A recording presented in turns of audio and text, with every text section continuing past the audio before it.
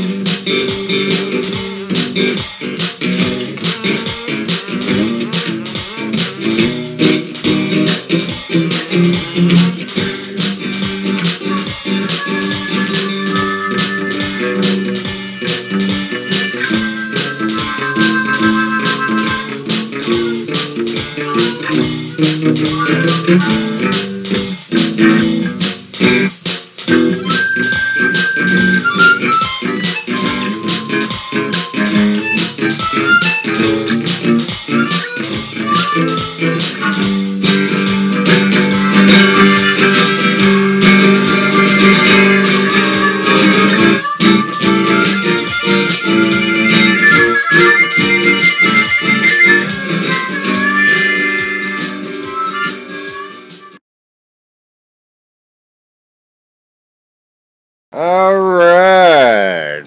Good morning, trumpet nomsies.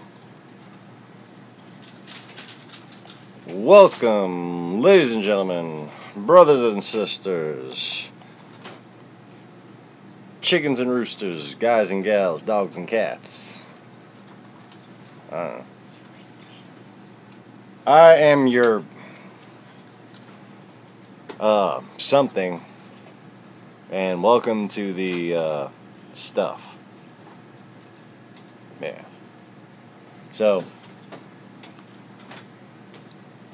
today is gonna suck for a lot of people, and it's especially sucking for me right now because I keep having to repeat myself every 30 seconds.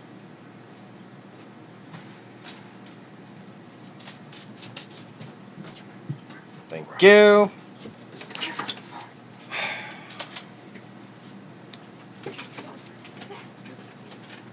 And Little Miss Responsibility over there just got her sister's arm broken. So the wife is at the freaking doctor's office with my youngest. And yeah, she's got a problem right about there. Because they ain't got no goddamn sense at that age, pretty much. So I'm sorry to the two people who joined and weren't, that didn't approve of my fucking introduction, but I have a real life. I'm not some paid goddamn shill. And things actually happen. Because I have a family, and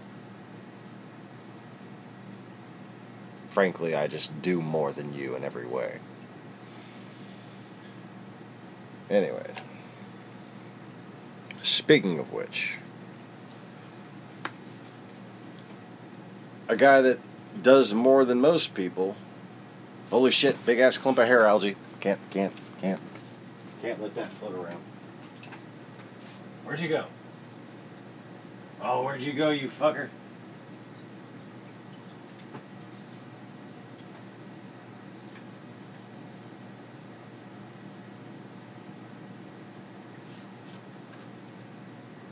Ah! Come here. Okay, got it. Well, that was exciting. I'm not about to let a big ass piece of hair algae get caught on one of my corals and start choking it. So, anyways, I think I'm going to do another water change here shortly. Now that I have a lot less fish and smaller fish, I'm going to be focusing on water quality for a little while, and maybe let another couple batches of eggs go to waste, and then start figuring out which one pair of brood stock most wants to spawn. Might be Bubbles and Zoom, but we'll talk fish stuff in a minute. So speaking of shillery and fuckery, I believe it was,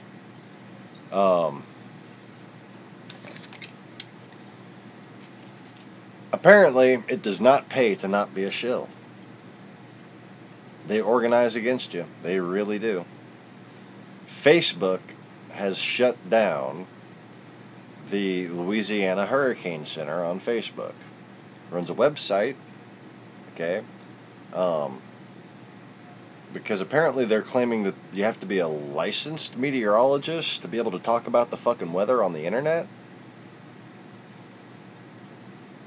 So yeah, this extremely popular Facebook page has been shut the fuck down by Facebook. Because why? Because they're not Russian shills, and Facebook only helps out Russian shills. And, of course, people who are already famous, who they feel like they have to use to capitalize on to actually get legitimacy. But anyways, you think that dumbass kid thought of that shit? Really? Zuckerberg? Really? You think he has anything to do with it? Really? He's an actor. That's all. He ain't shit. I've known a lot of programmers And I can usually tell how good a programmer is just hearing him talk. He might be an okay programmer, but he didn't come up with all that shit on his own. You know what I'm saying? What do you think, Max and Carlos, since I got my two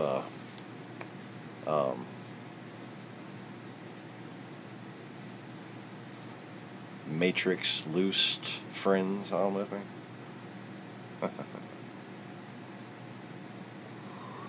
I didn't free you. You freed yourselves. Yes, we've been watching Matrix lately and Animatrix. The wife never saw the Animatrices, so we had to watch that. Money.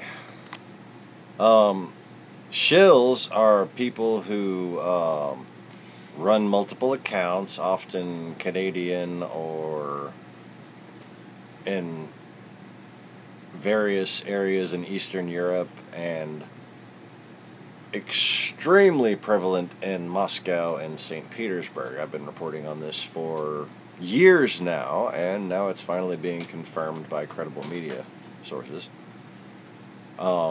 Basically, they come on here and establish an anti-government dialogue meant to turn people against their own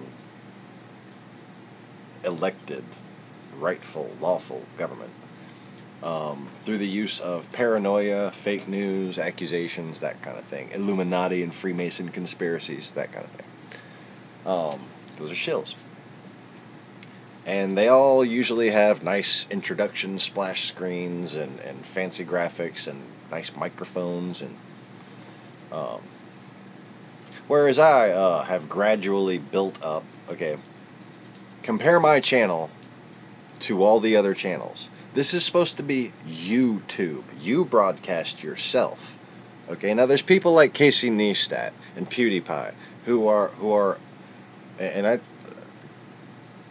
I'm not saying that these are legitimate people that, you know, I'm just using them as examples of what a YouTuber originally was supposed to be if they were a famous person already, or if they had some kind of like a website that streamed gaming live like PewDiePie did, I would assume. But anyways, Casey Neistat, primary example of somebody who was involved with HBO and has produced movies and stuff like that, and they have a YouTube channel that's really successful. Their videos are well edited, splash screens and all that. But if YouTube was YouTube, take UFO reporting, take like the average pundit on here, and especially the flat earth channels and stuff like that, okay, and compare each one of those to my channel.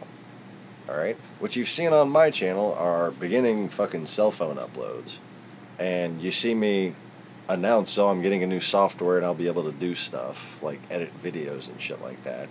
And oh, I realized that Microsoft Windows comes with a movie maker. Oh, maybe I can edit stuff with that. And then you see me increase my fanciness with like JPEG after JPEG, and eventually I have what looks like splash screens. And really ornery dog today. Did you take him outside yet? Why don't you spray him with his new spray that I got him?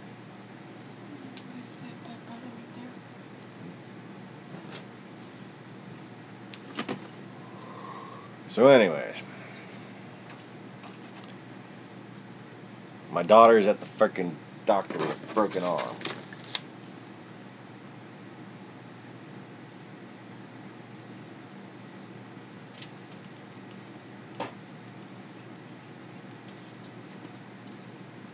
And my dad's still in fucking denial. Oh, I don't I'm telling him fucking fucking Tampa Bay is about the tsunami. Okay, the waters, let me just try to explain this. I need like a zoom in cutaway. So let me think, and I'm going to edit something right quick. But anyways, what I was saying about the shill channels and my channel being a good way to learn about what the hell's going on with them, is that my channel, you see it develop as a you broadcasting themselves. You know, it's me broadcasting myself. I'm obviously just a person with an opinion, okay? And I've made it to where it was eventually a channel. As opposed to people who've got all the free time in the fucking world, seemingly, to edit videos to maybe or may not make YouTube money. And they wind up with these very identical,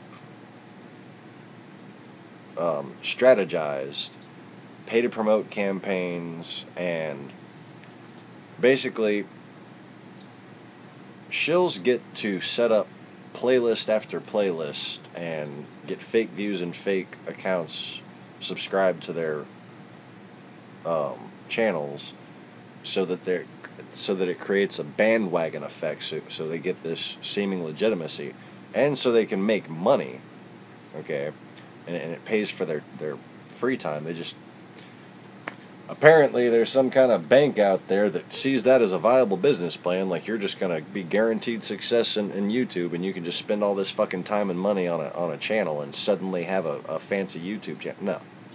No, these people are fucking paid actors.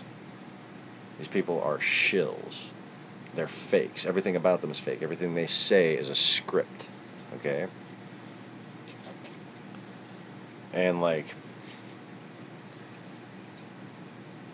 when I pause, I'm thinking, okay? And like, y'all know what the hell my living room looks like. Y'all know what the hell my third wall looks like. These people are sitting there always looking to one side of their fucking screen over and over again. They're reading shit, okay? They don't have thoughts of their own.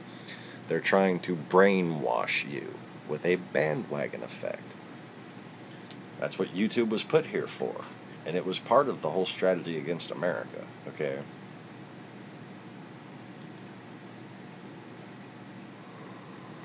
But, if these people were legit, like, say, what's it called? Jeranism, who, for some reason, while YouTube was holding my channel and wouldn't let it go active, Jeranism and a whole bunch of other people just got their fucking channels. And they're all professional splash graphics. And they're sitting there just kind of saying, you'd fall off the bottom of the earth and stupid shit like that. But they got all these fancy graphics, and they got 20,000 subscribers in week 1. Okay. They're all meant to use bits of truth to isolate you and to make you turn against your own government, else further isolate you. So if you go on there and you try to argue a pro-government standpoint, you'd be skeptical about things that are accusatory towards the FBI, the CIA, that kind of thing. I mean, I'm not saying these people are fucking angels, but there's some weird fucking conspiracies out there that make it seem like our government is pure evil and shit, okay? That's bullshit. Our government is human. They're just people. They're people like us. They get elected and stuff. Hello? The biggest problem in our government is the same as the biggest problem on YouTube. Russian paid shillery. Okay? And everyone from Paul Ryan, Ted Cruz, even, like Bernie Sanders, right and left, far right, far left, has been for decades in this country secret Russian propaganda agents. Okay? And this whole idea, and I've been saying it since the beginning of this channel, and we're really seeing it come to fruition every single day on the news, on credible, actual reporting, okay, not just, my opinion on YouTube, that their whole anti-government standpoint of this far right wing of the Republican Party, quote-unquote, they're essentially anarchists. They act like the government shouldn't exist, and that's their fucking political platform. It's bullshit, and it's bad for you, man. So anyways, What was I just about to talk about before I finished talking about that thing? Let me get the damn... Oh wait, maybe this is a clue. Why did I open up this? Oh yeah, so I can edit something and talk about the title search. Okay. And I'll just use that one. I'll just change it to a JPEG. Oh wait, no. Is there a clearer one? Damn. Hold on.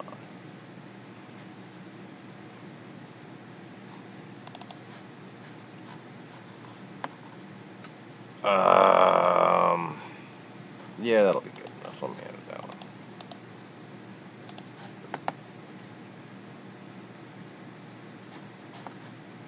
one. Alright, so I'm gonna save it as...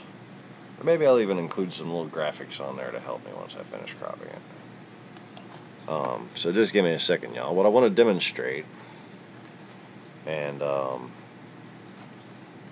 go ahead and put the images back up on here while y'all are waiting on me. Y'all can look at those for yourselves. Tampa Bay, like apparently some island around the Bahamas, has kind of emptied out a bit. So, you know, that's not good.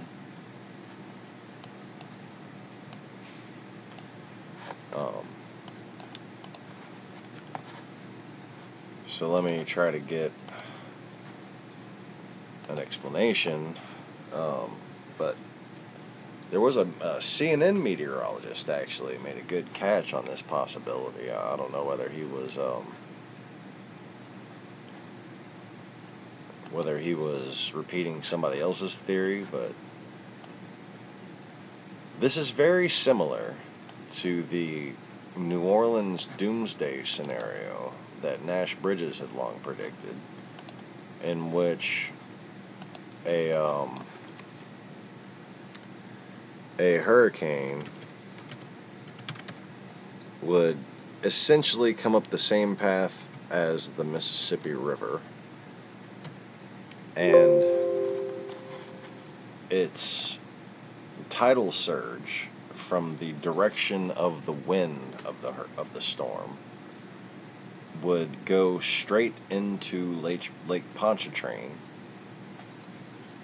and then as the hurricane passed the city, the wind would push that water down onto the city, down onto the south shore of the lake, absolutely inundating everything, just destroying everything basically. So let me see if I can't get us a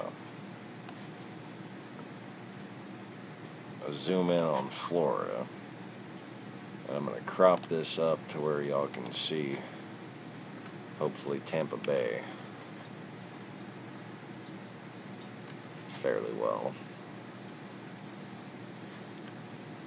And let me see. I'm going to ask for forgiveness for horrible drawing in advance. This is about to be some horrible drawing. Alright.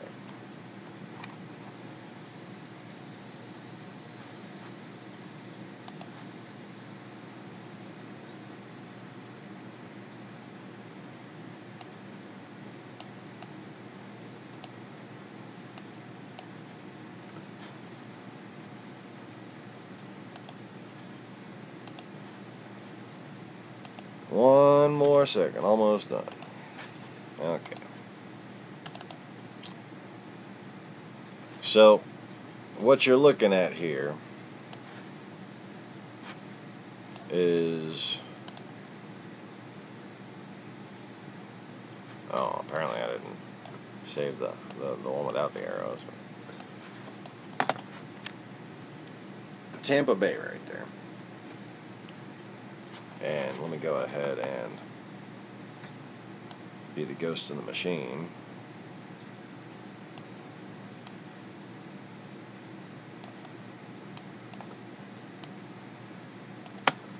so I can try to show you what she's gonna do.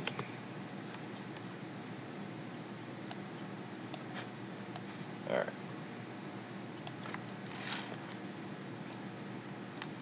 So this is Tampa Bay right here. Okay. My dad's right here because he's a dumbass apparently. And like me and my sisters, and I'm about to send him a fucking video message from the kids. Get out of Florida!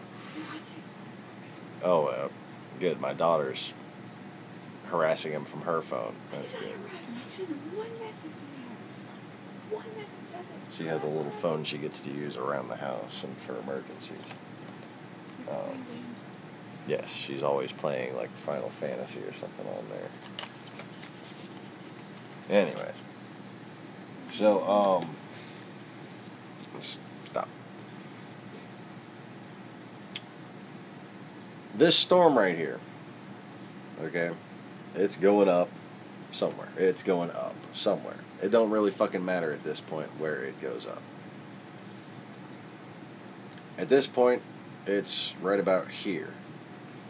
Okay, right about here. And the wind, see this yellow arrow? The wind is blowing across Florida and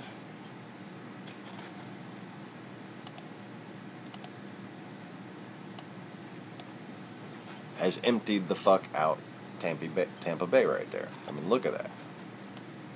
That's from the wind, from that yellow arrow, going outward. Okay. So when the storm keeps going up, and the eye, wherever it is, passes Tampa Bay, whether it goes across land, whether it goes out here, especially if it goes out here, anywhere out here, anywhere, even on land like this, if it makes landfall beforehand like they're saying, the wind is going to come this way, underneath the storm. So it's spinning like this, wind's going that way, wind's going that way, wind's going that way, wind's going this way, wind's going this way, wind's going this way. Smash.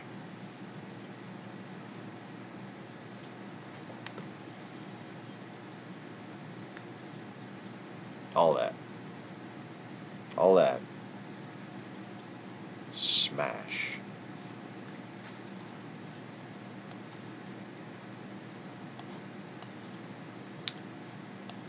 And ain't much of fuck anybody can do about it.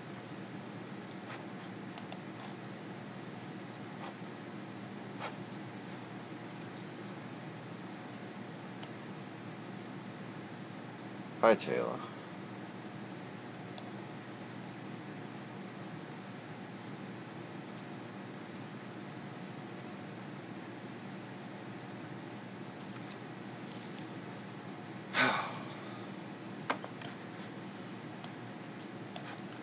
So anyways,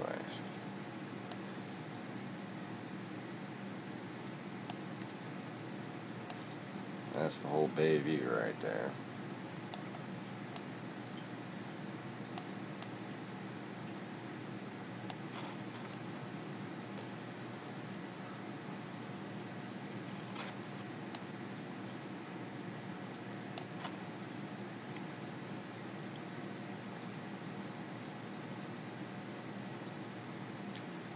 That water is usually about 8 to 14 feet deep right there. Tsunami comes back double what it recedes.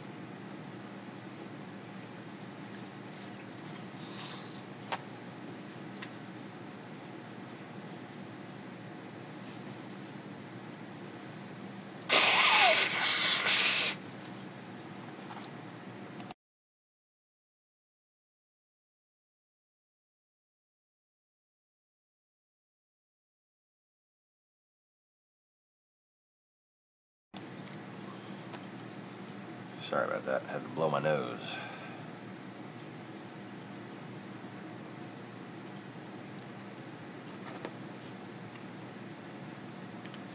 I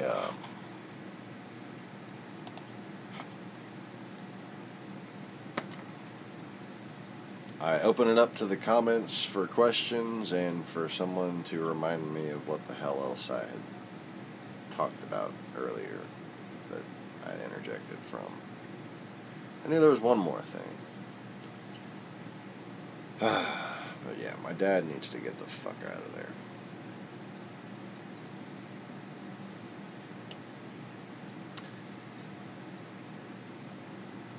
He's currently 5 miles inland.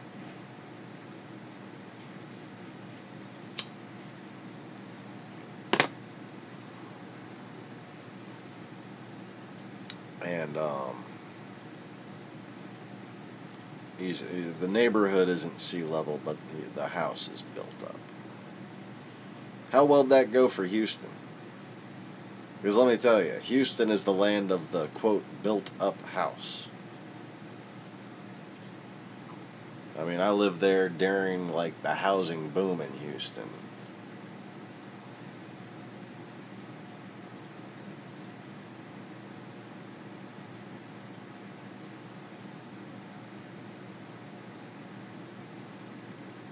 Yeah.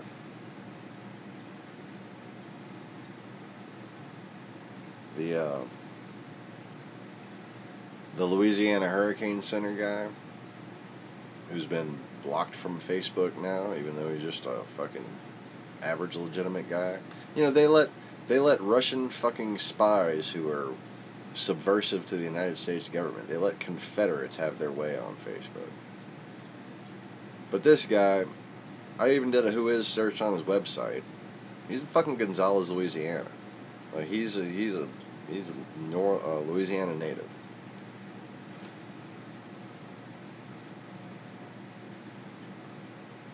Ooh, Gaius was submitting to Mai and dancing for her just now.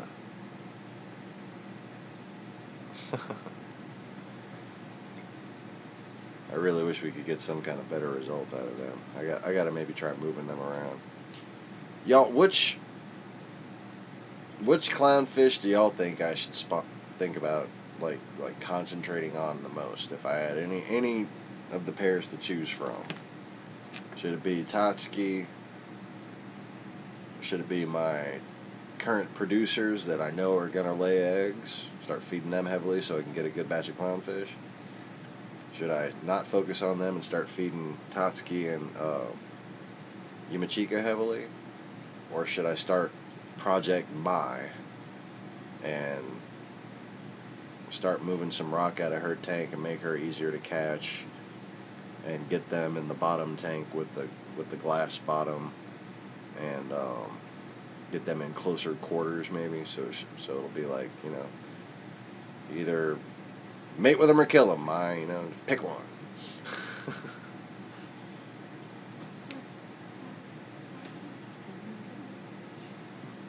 Spartacus and Nemo are the other new couple. Spartacus is Bubbles and Zoom's. I'm saying you want a new fish.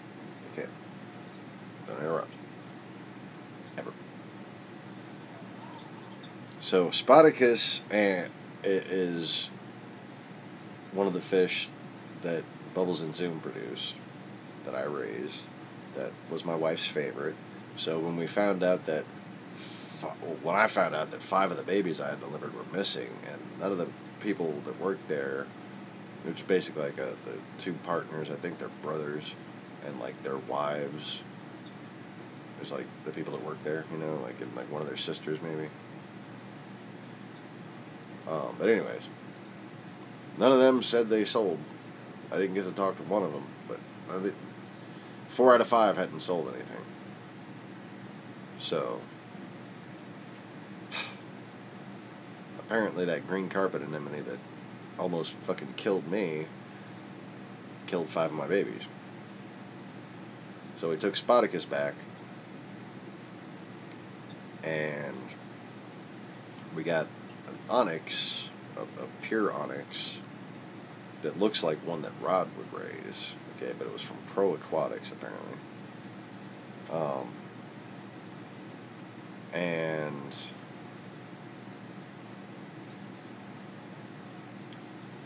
he had a fin bit off, so he looks just like Nemo. Maximo was like, right. So cute how he swims with the one fin.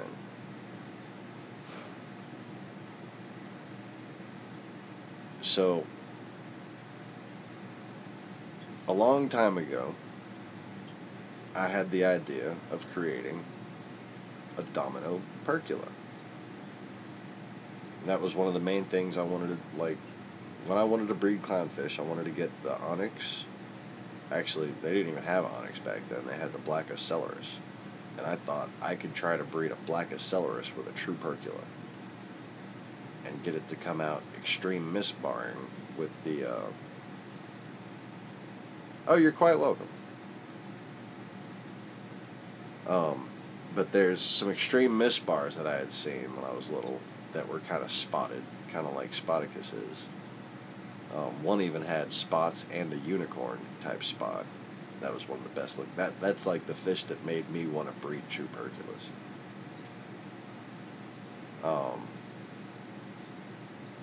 Right, Max?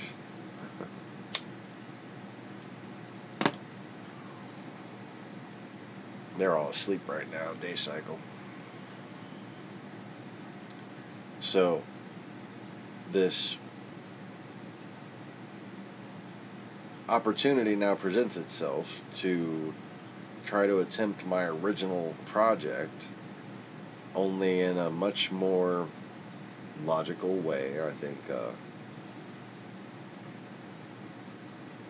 instead of just hoping that it would misbar, I'm choosing a misbar that has spots. Okay. And instead of a Darwin or a black accelerus, that's what they call it, they're a Darwin accelerus. If you actually find a real black accelerus that doesn't have a brown face, that's a Darwin accelerus.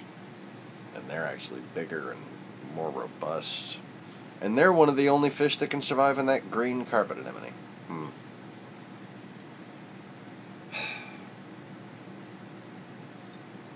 I wish I would have been thinking, like, yeah, maybe you should try just poking at the anemone a little bit with one calloused finger before you put all your fish in there. That maroon would have been fine. The maroon was hanging out in the fucking green bubble. And the green bubble was actually looking like it was getting stung to shit. Come to think of it. It was very defensive. It had its base was expanded and it was trying to float away, but there wasn't any kind of current that could help it. I hope their water quality improves. I hope they get some maintenance done or something.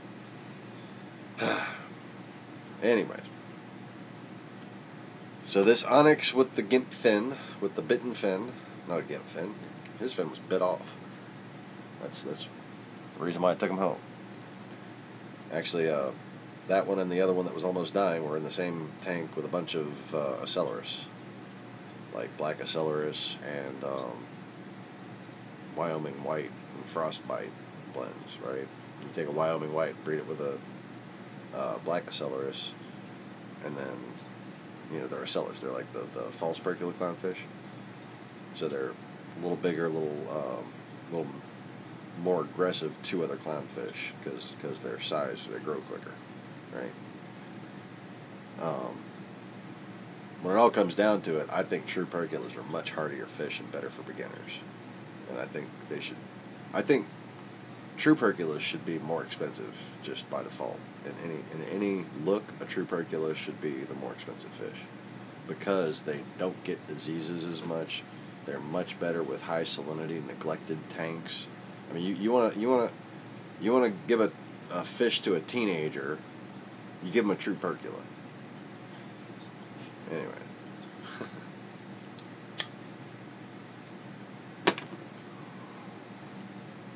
So this black onyx true percula and my Spoticus, it's the perfect opportunity to make a domino percula.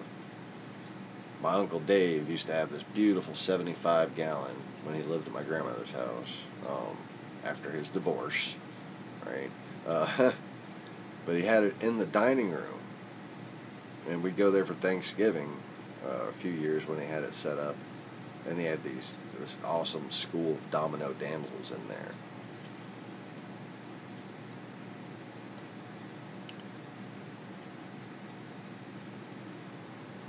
And that was the point where I was sitting there trying to breed a Celarus the first time. Did I get a message? No, I'm not getting messages, am I?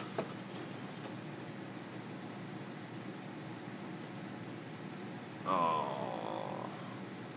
Buckle fracture. She's getting a half a cast in a week or two. Maybe in a full cast. My poor baby. I aren't supposed to be playing like that. Oh, man. Like, I can just picture what happened. Fucking tumbling down together and somebody landing on her fucking wrist. Yeah, I know. Whatever. Pile of kids tumbling down.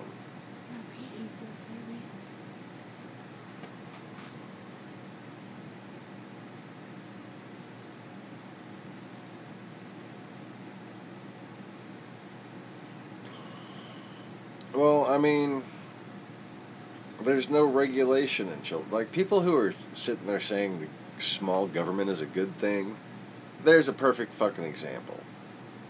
There's no regulation in children's books. You know, imagine that. There's no moral council that decides whether or not something is fitting to be taught to our children. You know, that takes opinions from all faiths and logical reasoned standpoints. There's no verification. Like, okay, I think anything that should be allowed to be printed in media should be fucking have to be verified, or those people should be, like, you know, held accountable, fined, even possibly, like, held in contempt.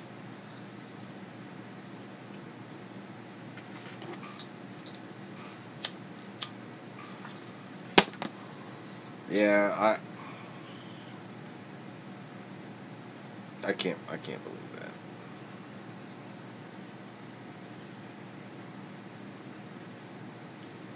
And I've been trying to let her drink less milk than I did, thinking, like, my stomach problems might have been a little bit better if I drank less milk when I was a kid.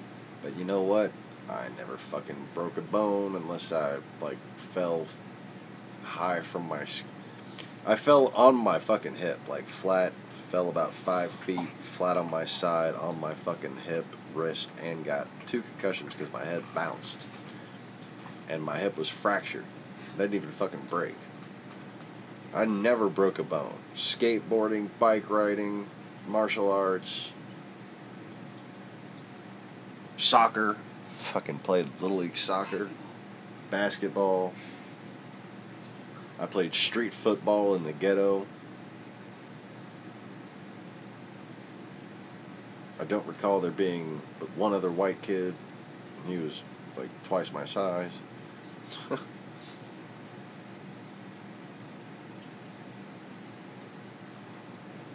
And now I'm thinking, you know, it's worth the stomach problems to have strong bones.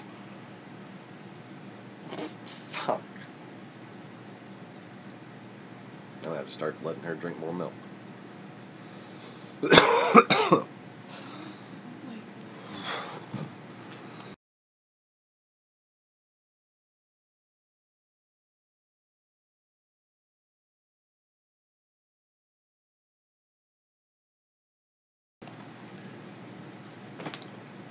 So anyways,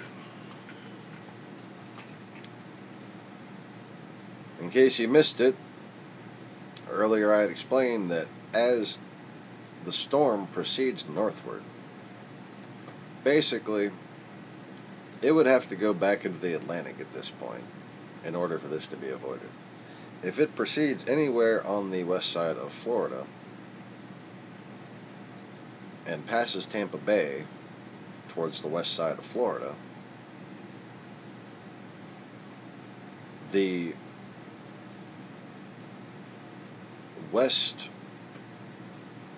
westerly or the winds from west to east at the bottom of the hurricane are going to cause storm surge plus tsunami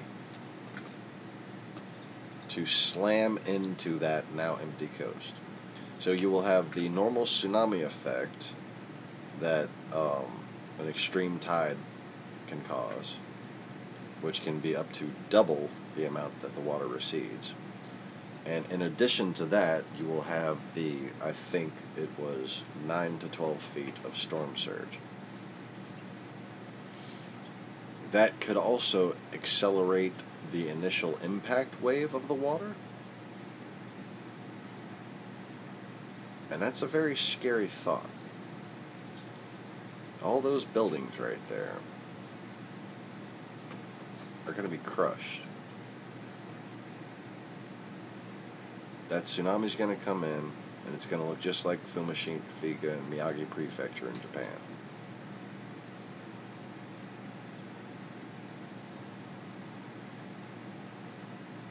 They're going to resist, and one of them's going to go, and it's going to knock into another one, and another one, and then there's just going to be a cloud of dust with water and rubble.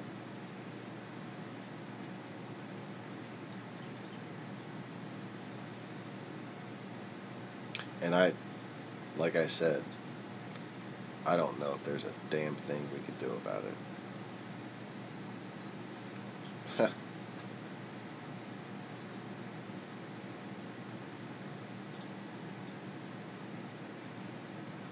If I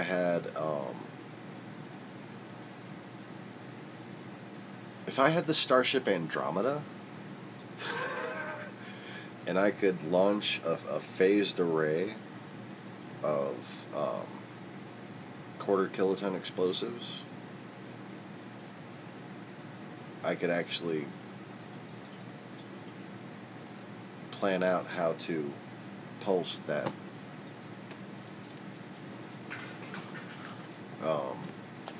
water to where it wouldn't impact the shoreline,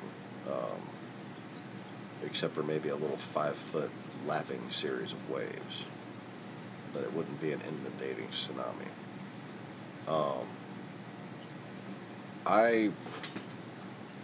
I know for a fact that these dumbasses who never listen to me and the United States government has not yet delivered me a BlackBerry so that I can tell them what the fuck to do. Okay, that's all they need to do is just deliver me a fucking BlackBerry so that I can tell them what the fuck to do.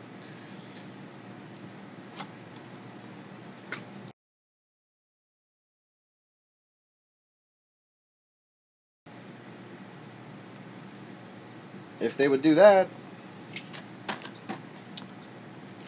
there's a chance that a well-timed squadron of, it'd have to be supersonic bombers, so F-22s, some well-timed F-22s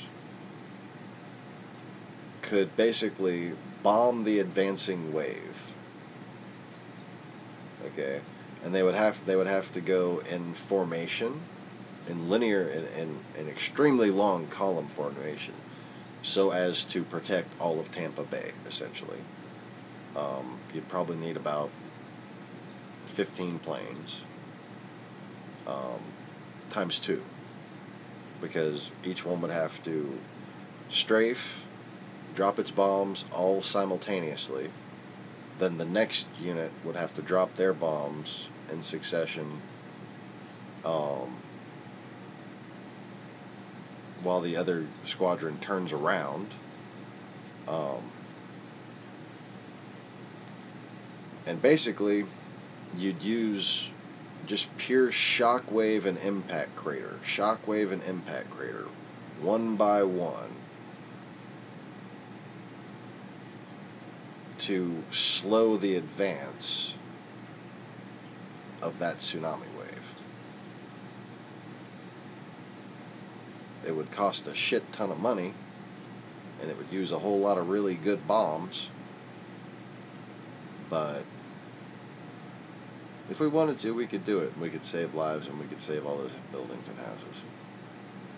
And it's something that you could prepare for, plan out, and then if it wasn't necessary, really there's minimal cost, minimal waste. All you really did was have a damn good spur-of-the-moment tactical exercise on how you could obliterate any kind of fleet that tried to make it into a bay.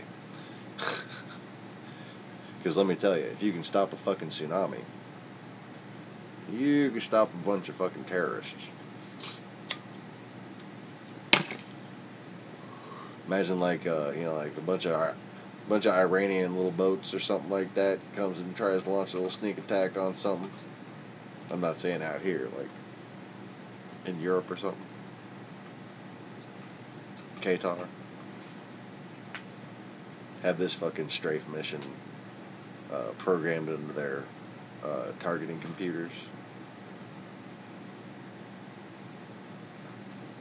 Carpet Bay.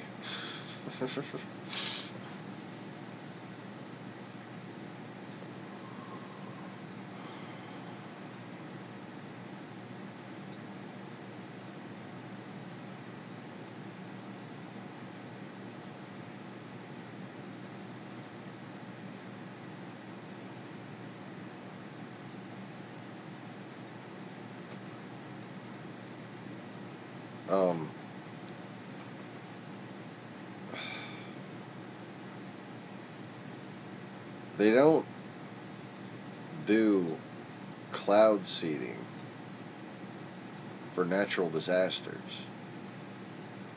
Like, if you can't see that that is Russian propaganda, you really need to wake up. I mean, just think of what makes more sense. That the Russian government would be trying to make you think that our government was out to get you, or that our government enjoyed destroying its own buildings and killing its own people. And I mean, our government is made up of our own fucking people.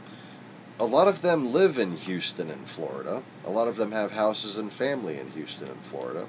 You understand that people who are in the government, like, I know some of them. I'm related to some of them, related to people who were in the government, related to people who were in the DEA, CIA, NSA, or at least on the contract level. And the very idea that we're sitting there seeding fucking clouds to destroy our own populations, you need to see a psychiatrist. Okay, and I fucking hate psychiatrists. But at the point where you're sitting there being propagandized against your own government, that's called paranoid delusions. Okay? You're allowed to be paranoid of other people's governments. But when it comes to the United States government, unless you have a identity of someone who's doing a crime, okay, and you have evidence of that crime, to sit there and say, the government's out to get you.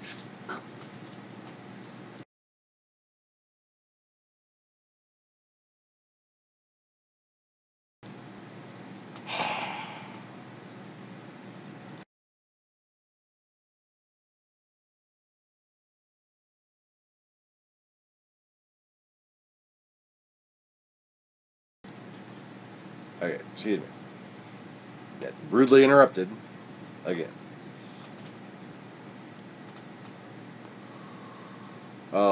What the fuck was I just saying? Damn it.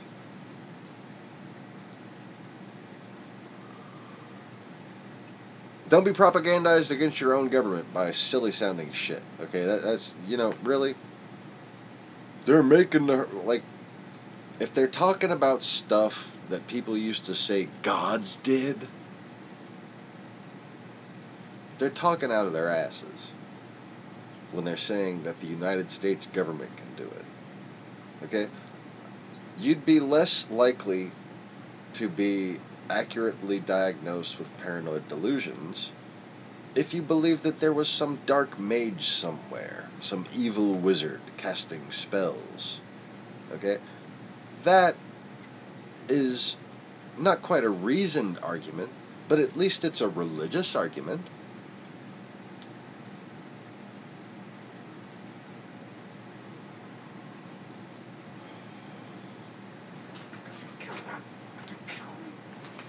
Oh yeah, I mean, there are a lot of very legitimate journalists who have jobs in media companies who aren't media. They're the free press. They're constitutionally protected and crucial to our function as a society.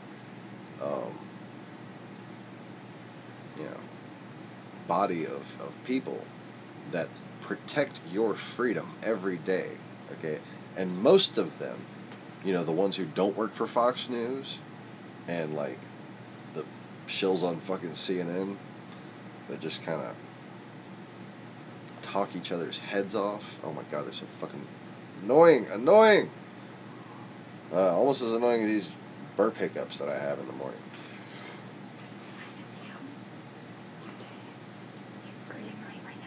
Oh, yeah, I know my dad's annoying. What sucks about that is he knows he's annoying too, and he doesn't care.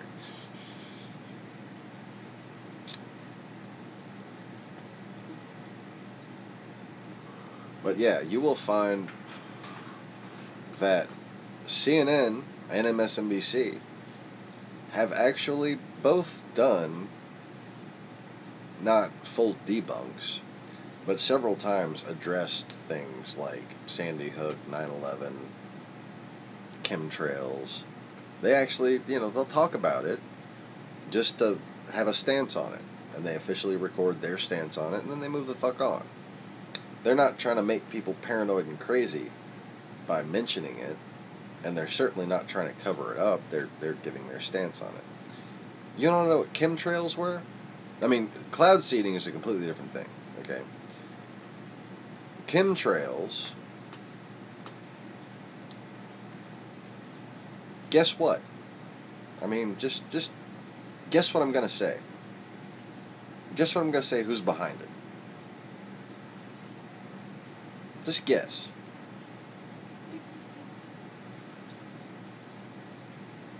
Tweenie.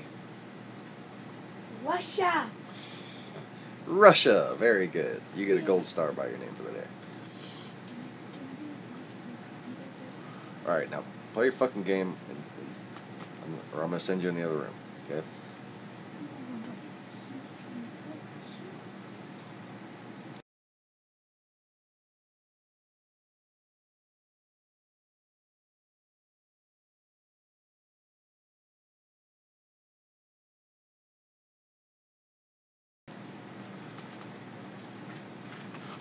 So,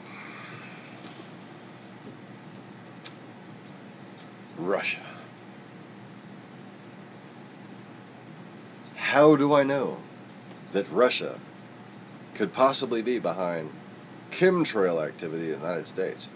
Isn't it the United States government that's organizing these grid patterns across the sky? Yes, the United States government is organizing the grid patterns across the sky because that's the FAA's job.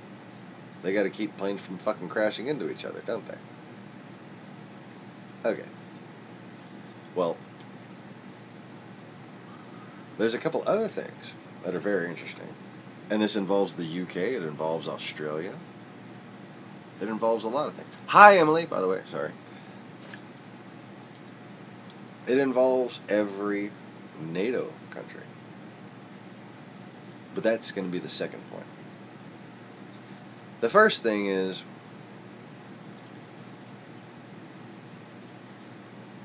how much do you know about oil manufacturing and processing? As a race car builder and a former jet enthusiast, and I mean, I used to have every fighter plane on the planet I had a poster for each one. I had a detailed information poster, a matching set of posters for every Soviet Union and NATO fighter jet on the planet growing up in my room, okay? And I went to air shows. I've seen napalm dropped up in fucking person. Oh, it's wonderful. Um, only in Texas. Only in Texas. I love the smell of napalm in the morning. Anyways, so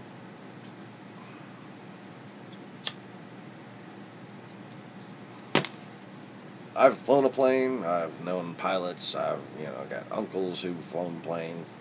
All kinds of shit. Just different avenues of experience and ways I've gotten information on this. But one of the most sophisticated understandings I've come to as far as fuel and supply of fuel comes from researching fuel for my Honda. Okay? And what I learned is actually that my Honda likes the stuff that comes from Turkey.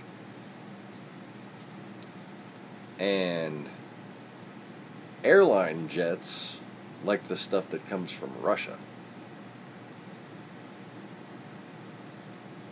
In fact, before Obama's sanctions, 95% of the fuel used in planes, in jets, that's just jets, worldwide,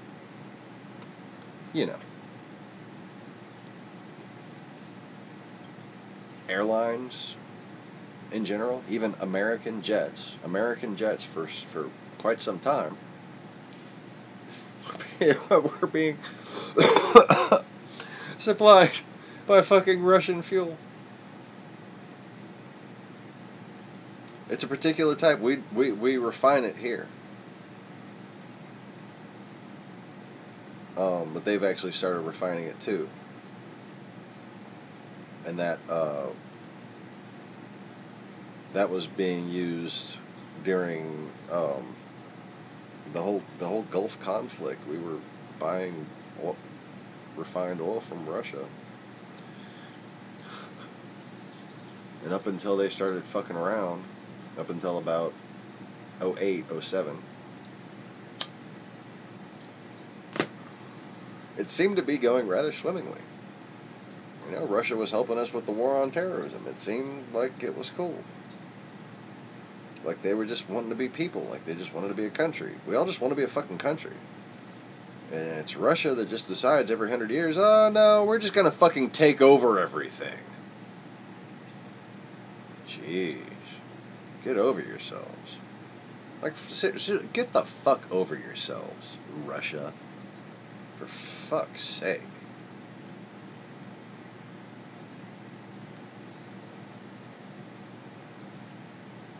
You've had free reign while my soul was gone.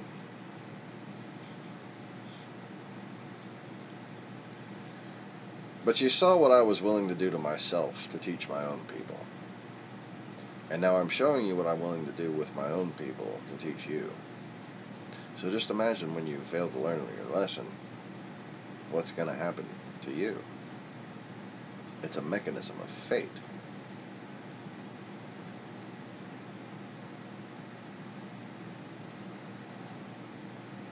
Anyways.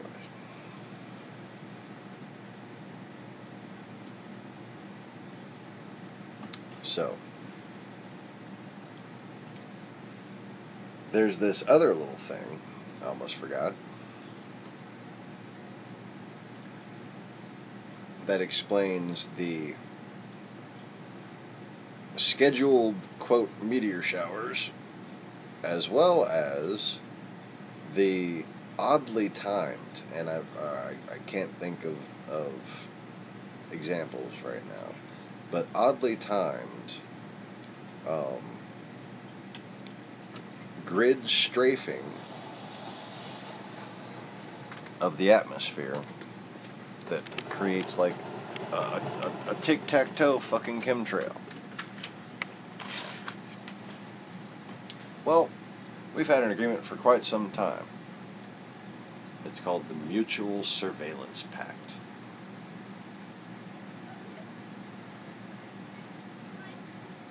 And we're going to have to take a break, and we'll talk about that in a minute. For now, enjoy some music.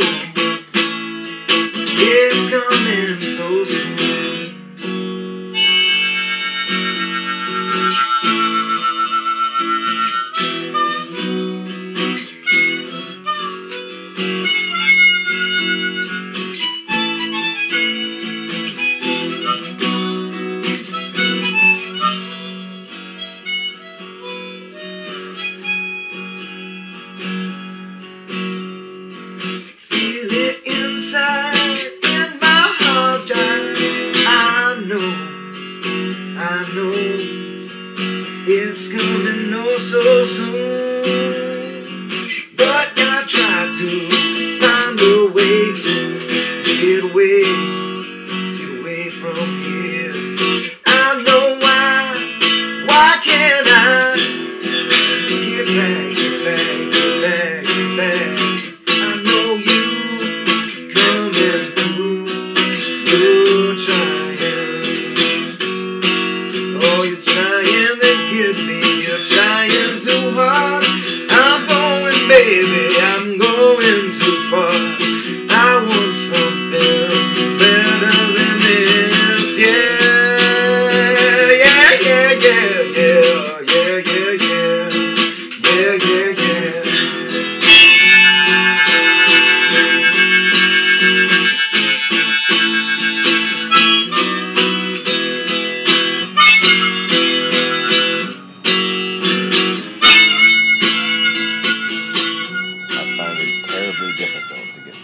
Song. Really, just terribly difficult to get tired of that harmonica player. And you know, I was having fun with the guitar there. So anyways,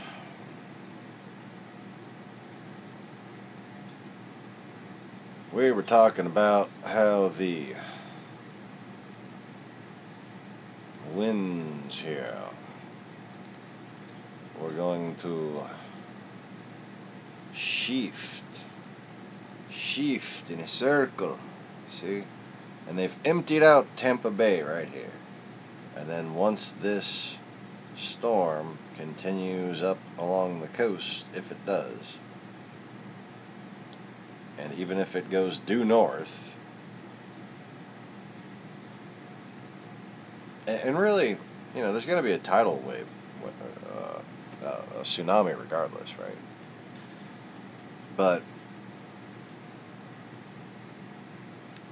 once this goes up, this wind coming back this way is going to slam in.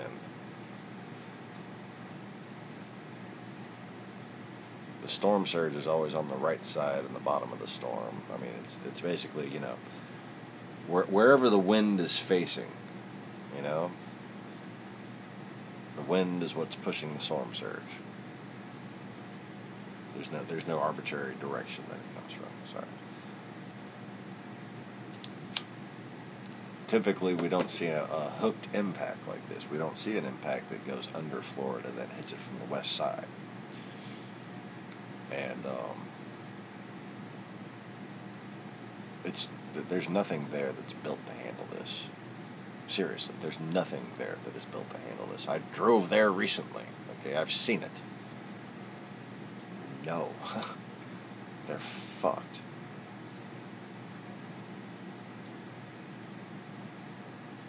The only thing I can think is just to try to move this guy and fuck back into the Atlantic. You know, that's really the only thing that could help at this point, is if this thing takes a sharp turn that way.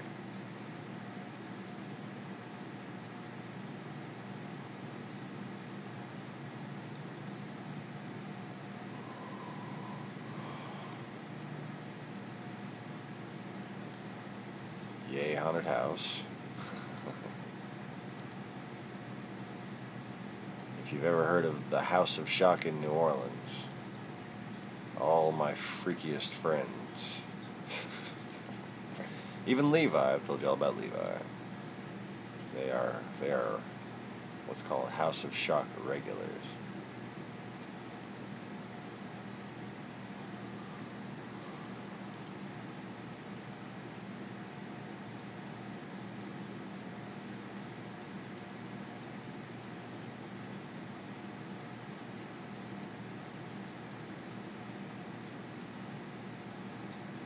So anyways, if you're new to the channel, feel free to say hello and introduce yourself. Tell us where you're from in the chat.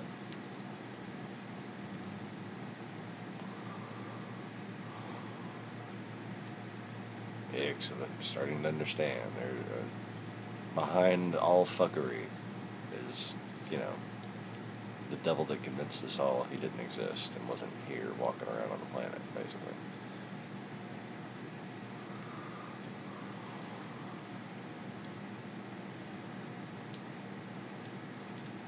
Flares on ISS live feed. Yeah, that's pretty hilarious.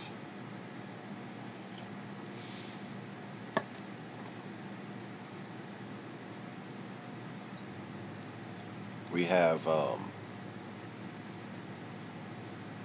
actually, there's been an international treaty, as far as I can tell, that explains the phenomenon that's been captured on film. Some extremely large passive photographic like giant arrays built into the structure of dirigibles, and it appears to me that there are several of them identically built, but enough to account for, say, like the UN Security Council. Okay. Yeah, there were 5 when it was filmed. And as far as I can tell, they are the satellites that monitor the sun. Anyway. Interesting new theory. I thought y'all might enjoy that one.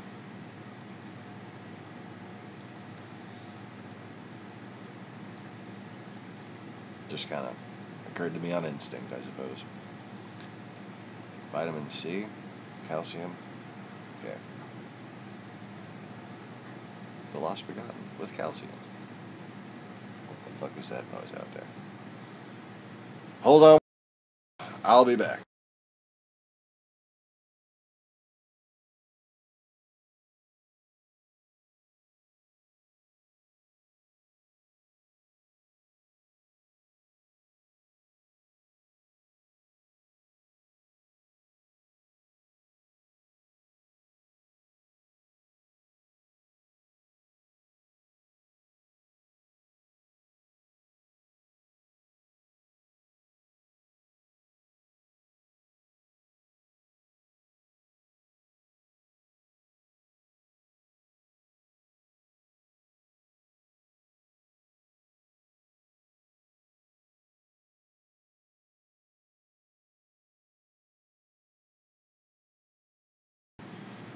Okay. My neighbor got his lawn tractor out. I'm jealous. I didn't get to cut my grass. The landlord came and cut it for me. For me, I know. My back's been hurting anyway, so it's probably for the best.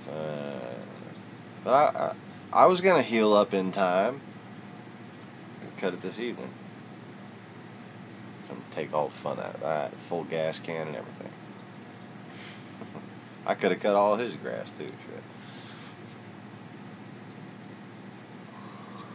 So anyways, yay herb gardens.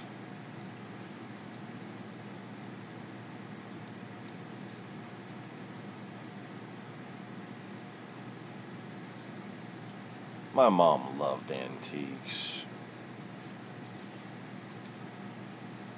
We had actually a Dutch gramophone cabinet, Maximo, from the 1650s or some shit like that, or 1850s or something like that. I think it was probably 1850s. But it was like an original, like wooden record player thing. But like, it didn't take actual records. It was before records. It was, I think it. I never actually saw it work. I think it took those wax discs, and it got floated and fucked up in Katrina, unfortunately.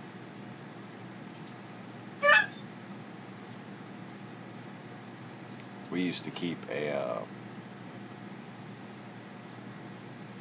on the top shelf in the bottom part of it. there was room for a 1980s record player, and there was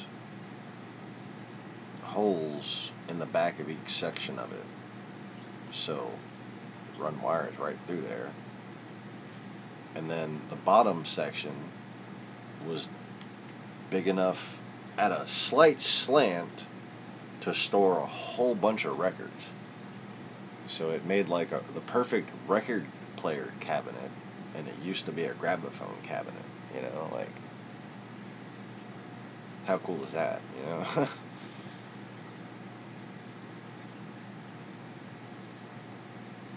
Oh, that's awesome, Emily.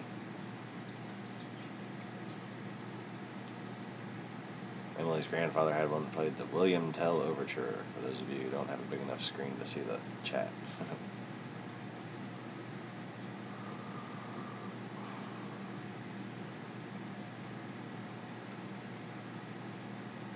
Whew.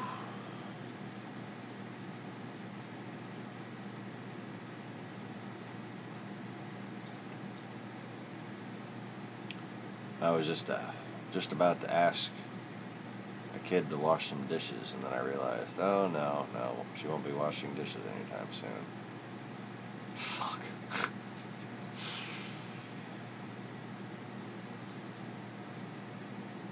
Yay, guess who's gonna pick up the slack? Anyways.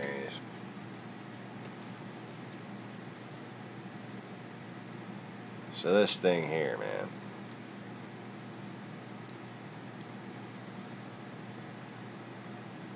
Looks like we got another wave forming. That's probably gonna go to the Yucatan.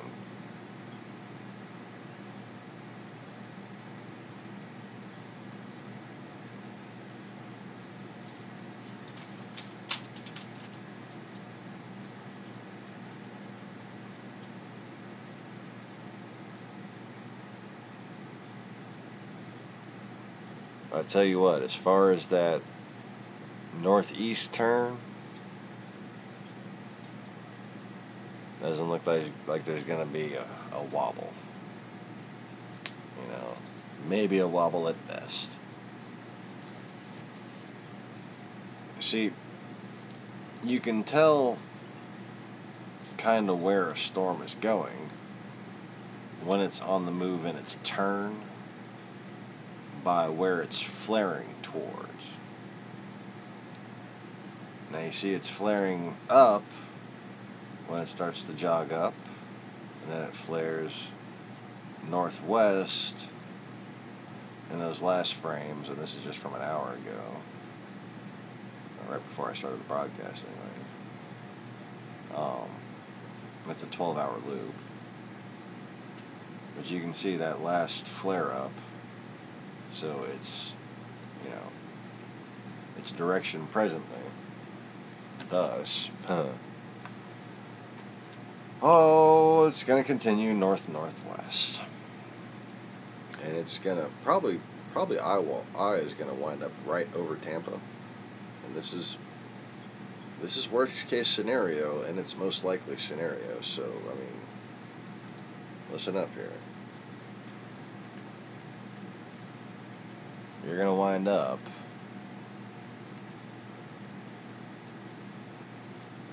with the eye wall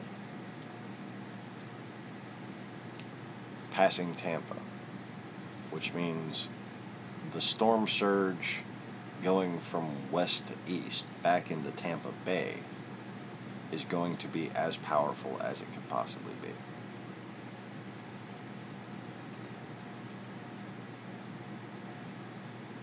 That's basically a right side eye wall hit on Tampa Bay.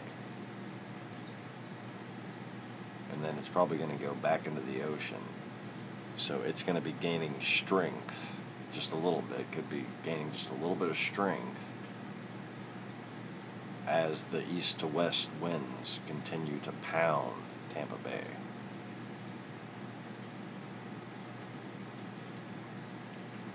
Now,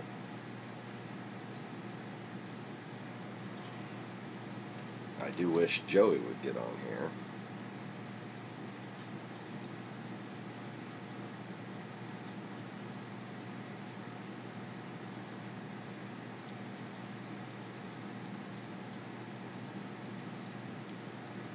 I'm telling my dad to come on here and get on the fucking live stream.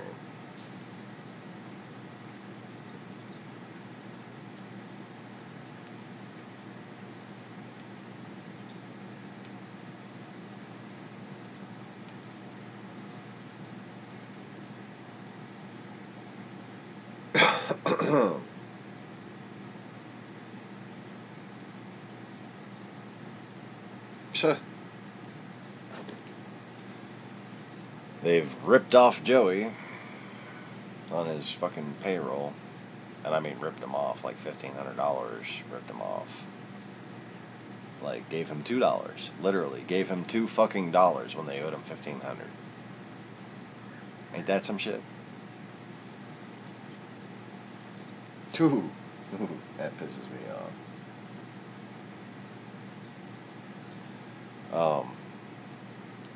So he's got family down in Key West.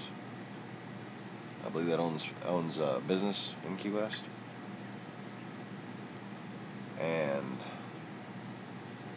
well, y'all remember how on the broadcast last night I heard the prayers of a Catholic church that I didn't even know existed in Key West. Well, Kira tells me that there actually is a really big, very nice Catholic church. It's like a key feature of Key West. I had no idea.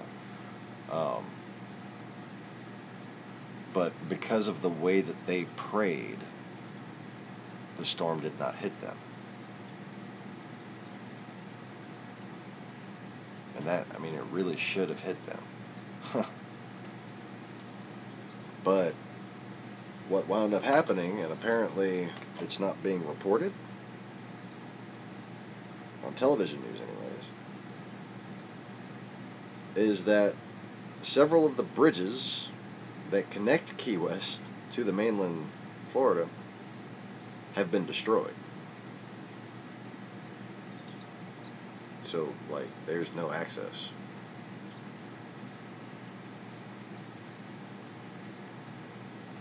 Yeah, Key West is fucking unbelievable, man. I mean, it's right out of the movies, you know. Looks just like it does on the movies. It's just like New Zealand. Looks just like it does on the movies.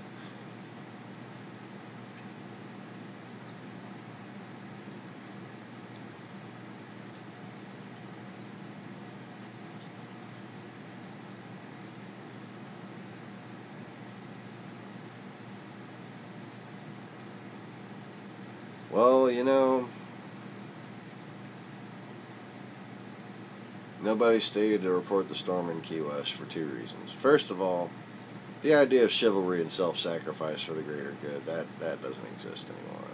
That's just so rare, and that's pretty much like the guys around in the South who get that don't go on the internet much, but there's a lot of people from Russia who pretend to be them.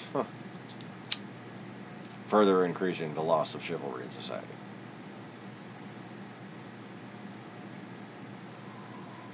But the other reason is they don't trust the lowest bidder. You know?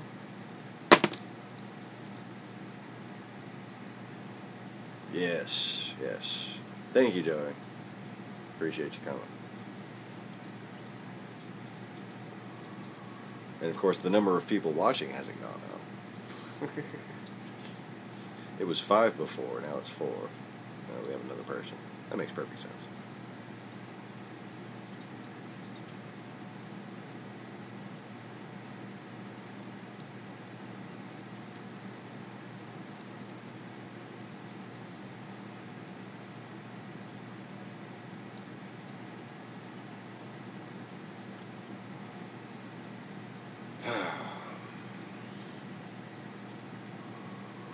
So Joey says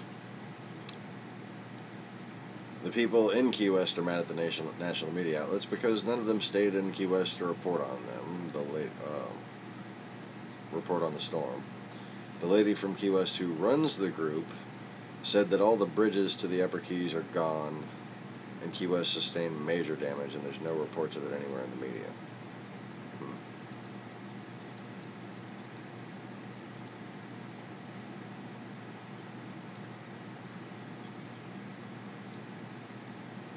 Bonsai tree, ancestor to the Zero people. Bonsai!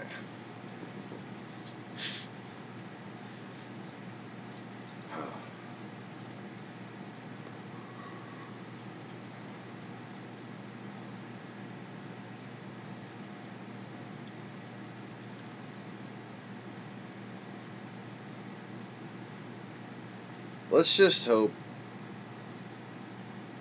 the Russian Navy doesn't get there to liberate it before we do. You know what I mean? That's the last thing we need, is for a disaster to happen on an island and the Russians show up and help out, and then the people there are like, where the fuck is the American government? The Russians are here, blah blah blah. Can you just picture that? Oh, for fuck's sake. It could so happen. It could so happen. And what would Trump do about it? Think about that. What would Trump do about that? Holy fuck. Oh god, my head hurts now.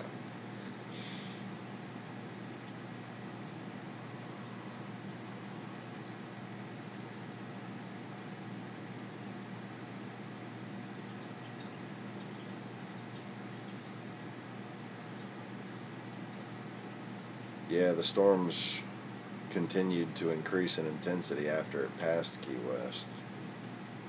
And plus the, you know, when you're prying on something one way, and then you pry on it the other way to get it loose, that's basically what that storm just did to Key West. It pried on everything one way, and then twisted it around and pried it on the other way.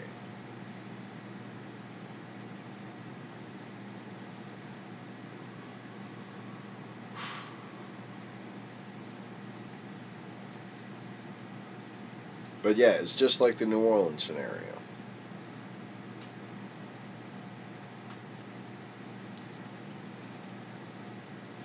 Another fucking natural disaster in New Orleans could cause targeted political unrest, and if we fail to respond to it, my God.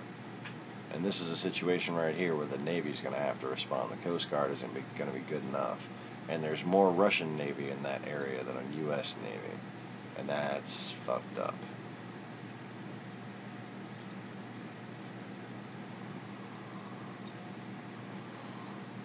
They got bombers and all kinds of shit flying around there.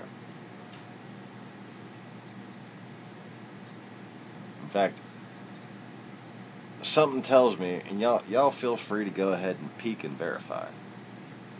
RT's on the ground in Key West, aren't they?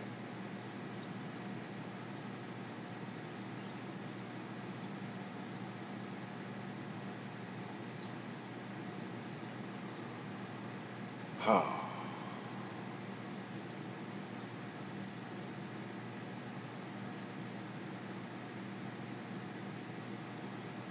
A lot of mercy.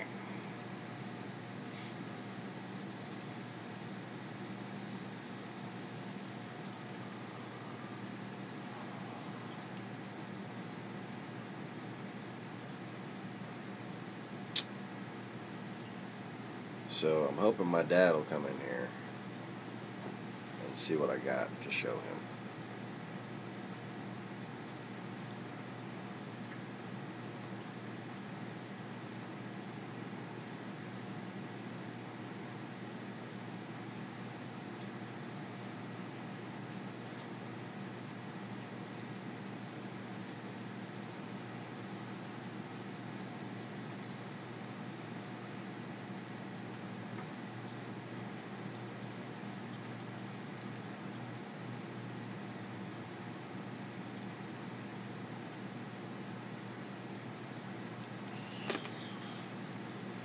My dad has better things to do than hear about how the tsunami could be 21 feet.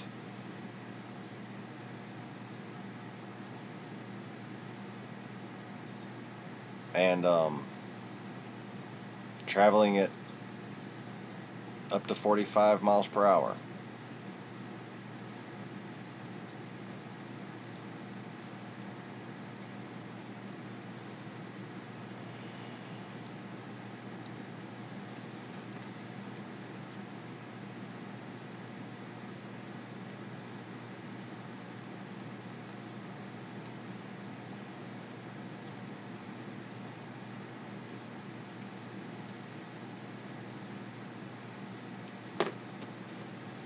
So,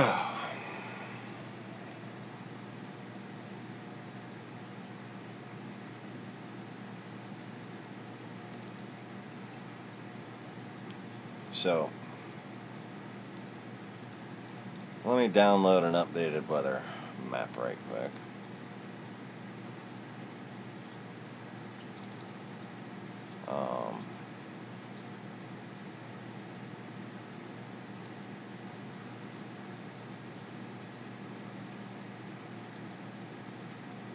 Start a fucking new folder so nothing gets complicated. Or no, wait, hold on. I'll do this the way I thought of doing it earlier and see if it works. How about that?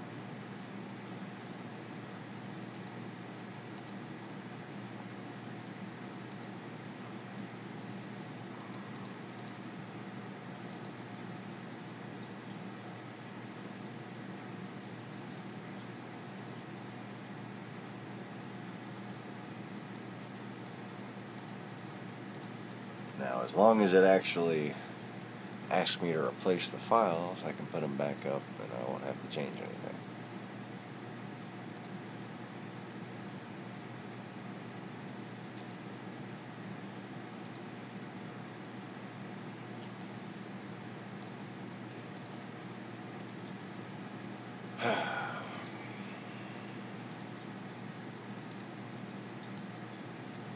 Well, I'm sorry you're having a bad day too, Emily.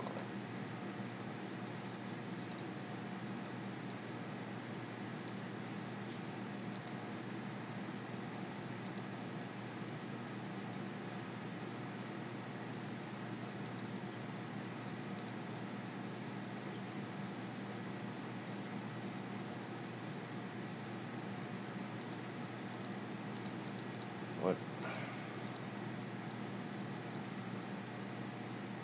It's not supposed to be in use. Damn it. Maybe if I go here, it'll not be in use. Try again. Oh, that worked. Okay. So we're just going to hang out on this stupid screen for a second while I update these files. No, that's not even one of them. Southeast. 12-hour.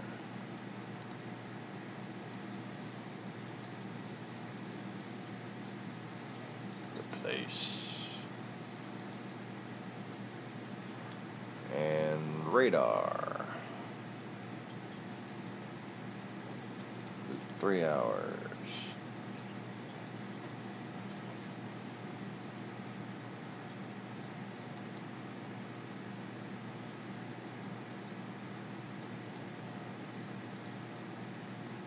Replace. And I think that's all of them. I hope that's all of them. Shit. Let's find out.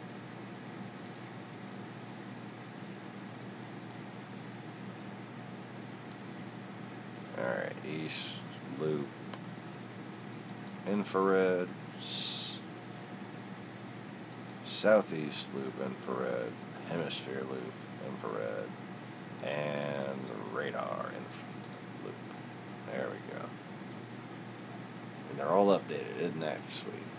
I don't have to rechange the transparency again. See? Not a shill. Slowly figuring out how to use a video editor to express the fucking opinions and stuff put in pops. It's like all these professional fucking videographers just suddenly want to have the same opinion. You know, really? You think that's plausible? Because, you know, there's just all these professional videographers out there just with no jobs and shit, right?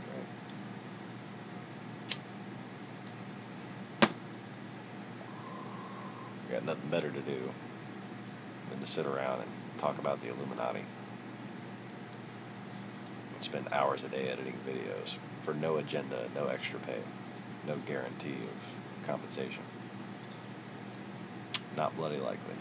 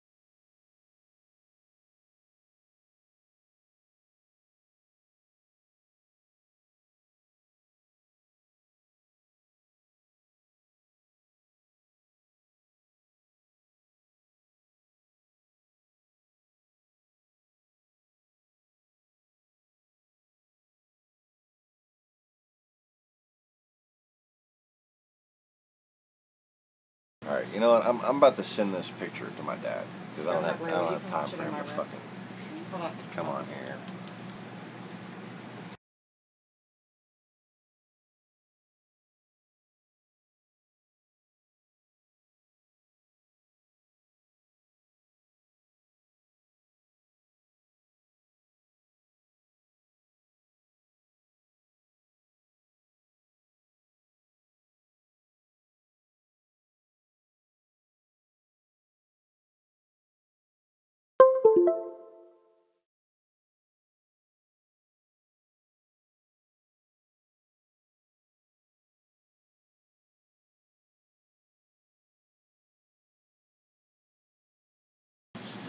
Yeah, there's no sound because a herd has arrived.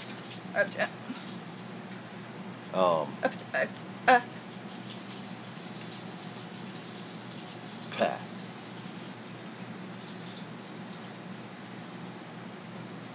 I'm, trying to save my dad's life here. There's already a curfew in effect. He's not allowed out on the street right now. Bullshit, he's allowed to evacuate. I was just saying they had a 3 p.m. curfew They in can't. this area. A 3 p.m. Yes, 3 p.m. curfew. Even he was talking about it on Facebook. Bullshit. 3 p.m. curfew. I'll pull up the local Sarasota news. I wasn't trying to already start a fight. I was just telling you what I heard. Okay. This is pissing me off. They can't say you can't evacuate. For fuck's sake.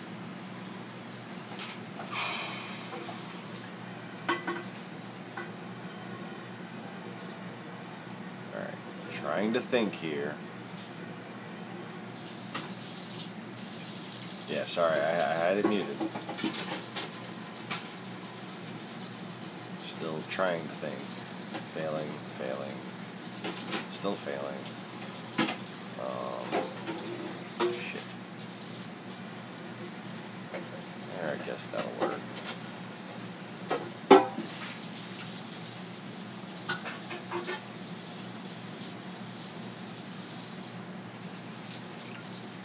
So hold on for a second, y'all. I'm sending my dad that graphic.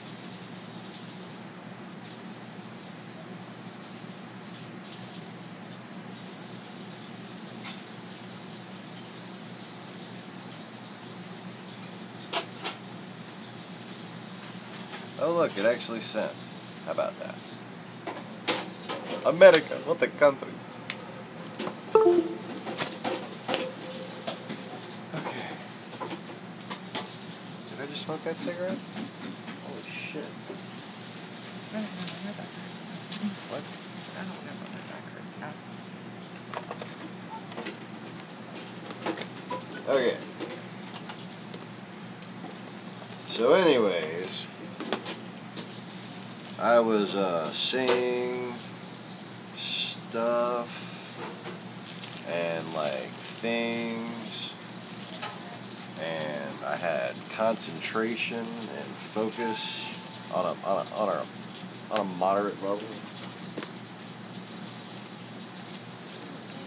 But that was then, and this is now. So now I'm gonna try to remember what the hell I was talking about. Oh, look, the camera's still on. How about that? Didn't even fucking notice.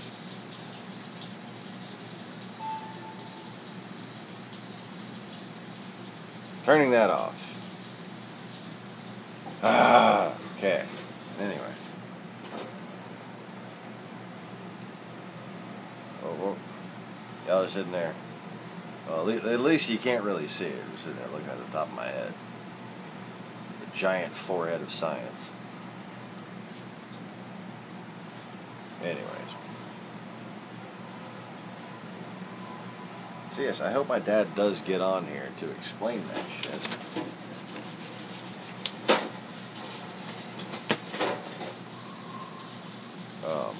Or so I can explain that shit to him, should I say. So what you're looking at here is basically the angle of the wind that's going to affect Tampa Bay as the storm advances. They're not in any specific order, but that's going to be the different directions that it's going to experience. Should the storm pass in yellow, as shown in yellow, if it moves basically north from where it is.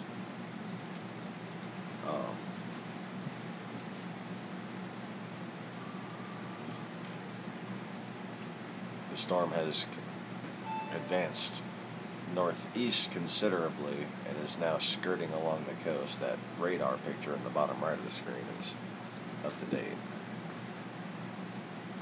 Right there.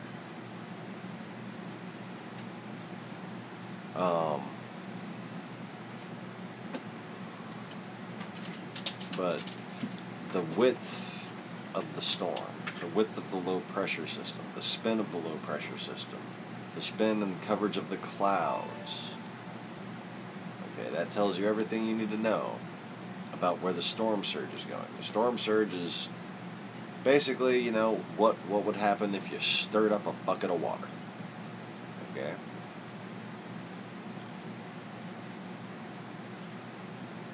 How land comes in, put your hand in the bucket while it's spinning. That's storm surge. Can I ask a retarded yet relevant to the conversation question? Okay, so I had a funny thought talking to my sister earlier today about these the islands that don't have the water where the water's supposed to be anymore. Right. So this is the center of the hurricane that sucks up the water, supposedly, right? No. That's what they tell people? No. Yeah. Sucks it up, so where does it go? Okay. Because they're saying they don't... Well, it was just, okay, so I read that somewhere, whatever, and heard that, like, somebody said that it gets sucked up in the eye, but if that were the case and then it moves over land in the Midwest, does that mean that it all just get dropped onto, like, the Midwest, gets salt water just dropped all over them? No. That's a funny... Whoever funny said thought. that's kind of silly. What happens is basically it's getting stirred on one side. Okay, so the right side of that storm passes those islands, and then that negative space after it pushes the water over creates that tidal augmented tidal effect, that's for sure. And if they haven't already, they could experience tsunamis. But being as they're not going to get crisscrossed by it, they don't have the wind coming back in the direction of the tsunami. This scenario that could occur with Tampa Bay, unless it shifts further east than that, will occur. Could create a 15 to 21 foot storm surge traveling at 17 to 45 miles per hour.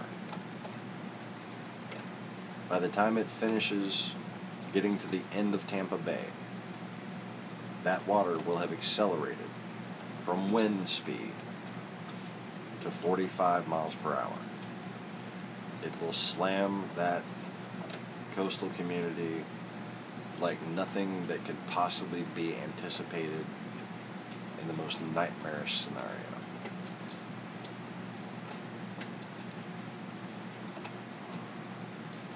I mean, these people are talking about they can't see ocean from, like, as far as you can see. It's land where water used to be. In the Bahamas. Key West is like that, too. Oh, yeah. There was another, I think it was Key West. Maybe it was one of the other keys, but there was another island that popped up this morning that was having the same... Which means Miami's probably flooding like the fuck. Or was it Tampa? The water from Tampa's been pulled. Tampa Bay's gone. Yeah, that's what it was. That's what I was showing on here. It was almost gotcha. Did you show the video of the dude?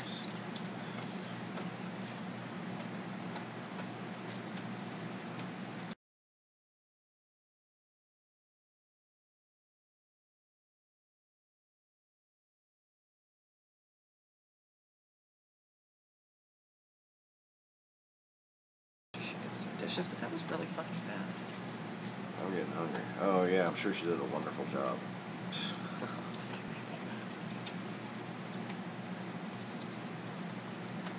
Always got to be wary. Our oldest likes to, quote, do the dishes. And she'll just be done in a heartbeat. And look over there like, where the fuck did all those dishes go? There's no way they could have been washed that fast. And they weren't. I wound up having to wash the dish drying rack. I mean, like, funky film. Where clean dishes are supposed to be.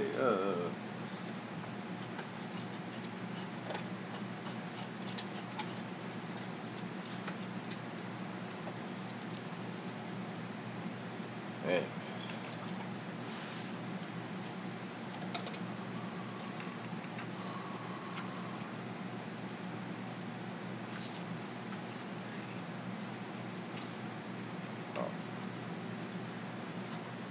I can't believe my poor baby's got a cast. It's a temporary right Yeah, now. it's just a little temporary split kind of thing. Well, No.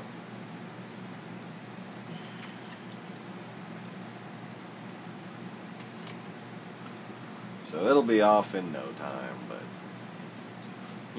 just seeing her have to have a freaking thing that the doctor put on her like that. Oh my goodness.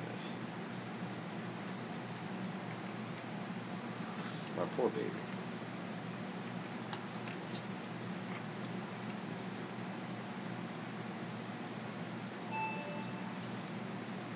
I might be a little bit overprotective. Just a little.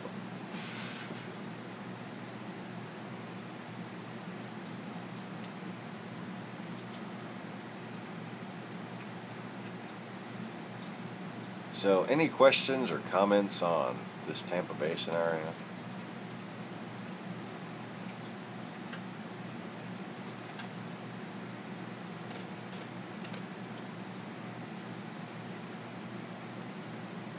I mean, y'all can basically put it together in your brains how that works as the eye moves from where it's at on the lower right radar screen. That's the up-to-date one, to that position. Yes, the storm will be weakening if it stays on that direction. But if it wobbles out over the ocean some more, it's not going to be weakening very quickly. And it's currently extremely powerful.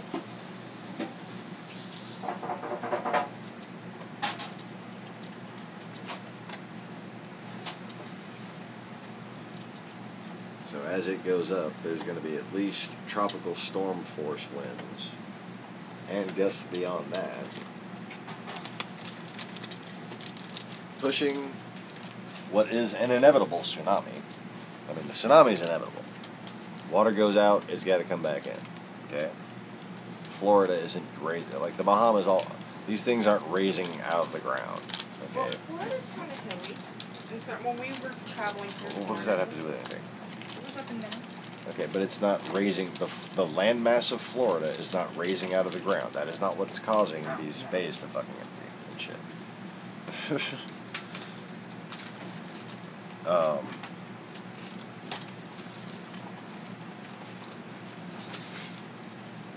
So that tsunami, I guarantee there's going to be a tsunami.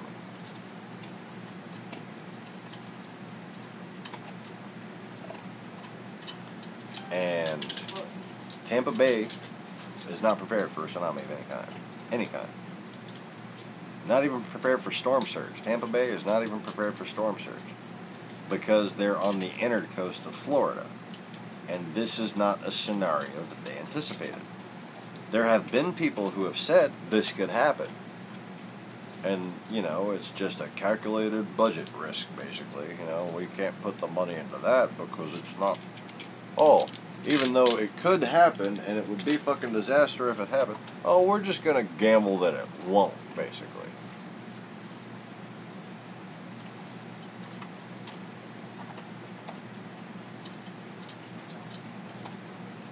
Yeah, and, the Tampa area tsunami warning. You'd think more than 3 fucking people would be watching, but yet again we have more proof that this broadcast is illegally suppressed. You did hear about what the sustained winds are supposed to be tonight over by where your dad is, huh? Yeah. They said 11 p.m. sustained winds are going to be at 90 miles an hour. Yeah, I don't think it's gonna wind up being that much because it's the right sides. Oh wait, that's the Everglades. It doesn't even count. You know, they like went city by city. Yeah, the right side is over land, quote unquote, right now, but that's the Everglades right now, right there. So it's just feeding on manatees. Too soon? Yeah, too soon.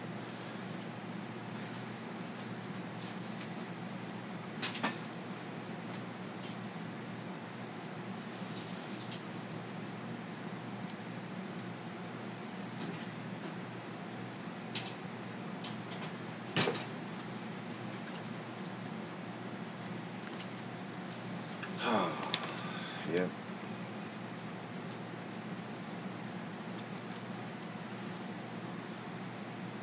Never a fool's prayer.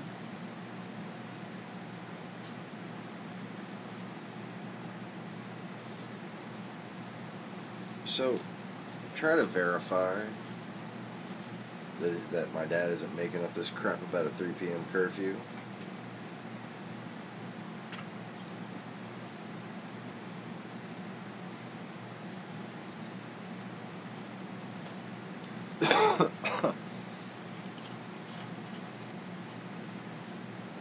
He might be better off to the side on the fucking roof of his building than behind there in the residential areas behind the tsunami. Because that's where houses are going to be hitting houses. It's not just going to be storm surge.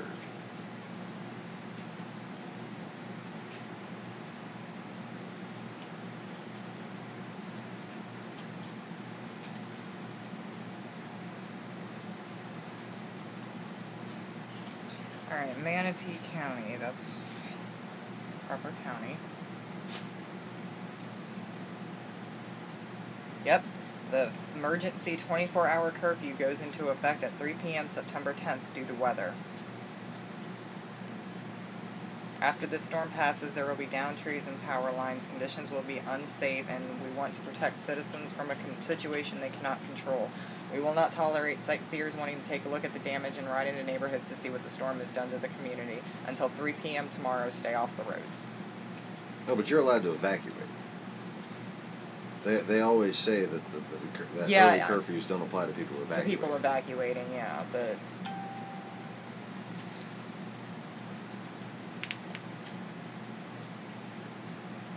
If they see you driving around, that's fucking different. But it's not like they got a fucking roadblock set up. Oh, you have to stay here and die.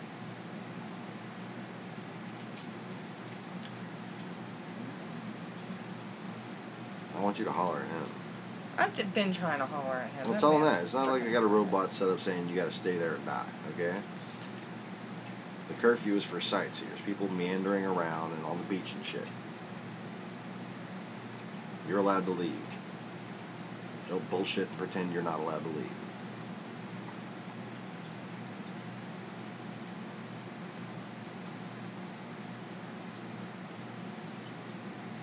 Oh, for fuck's sake. 2 hours ago.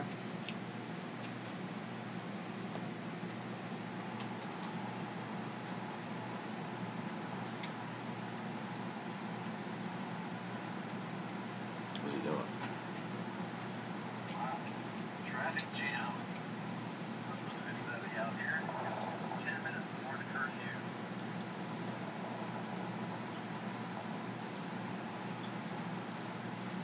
Curfew starts at 3 o'clock.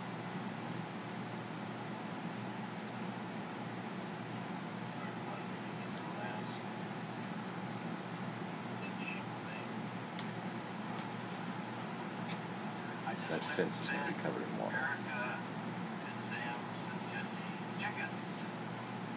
Then I had to go out and get the top 4 gallons of vitamin feed my fish one more night. You should have set him free. They'll be free in about 12 hours. Yeah. 10 minutes before the curfew. Then they're gonna get washed up on Wait, shore. can I share this? What he did? 10 minutes before the curfew, where he's on Facebook Live 2 hours ago. 10 minutes before the curfew, he's going back to his house, or his condo, on the beach, to feed the fish one more time. In 12 hours, the fish will be in the ocean again. Lots of islands there because the water that's below into Sarasota Bay out of the bay here. So Tampa Bay's been emptied out. Sarasota Bay's all flown into it. So Tampa Bay is empty and Sarasota Bay is over full, apparently.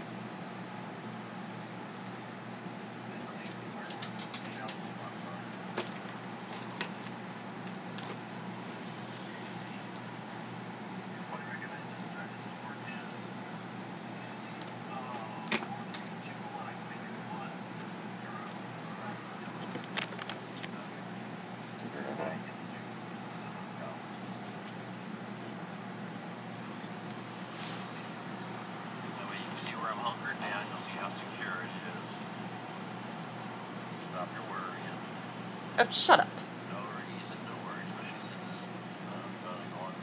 Oh, cause I'm going 5 miles inland, you don't need to worry about me. It's fucking hell. My phone.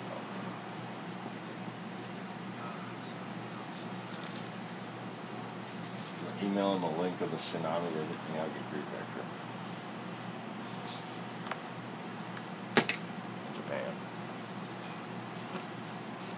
Oh, maybe I'm not.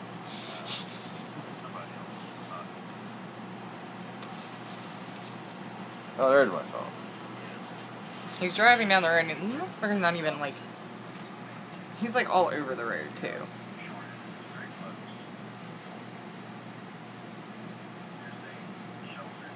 Tree branch that you just ran over in that unreliable box.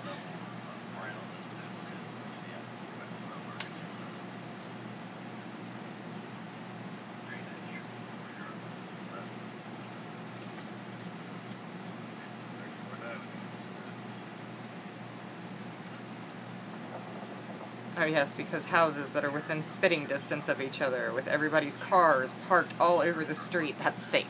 So safe.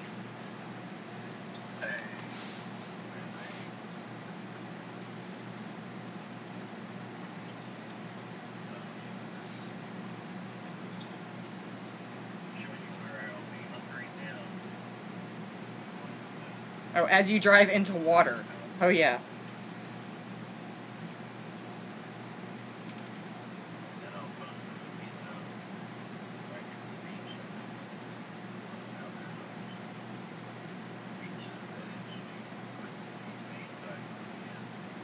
Jesus.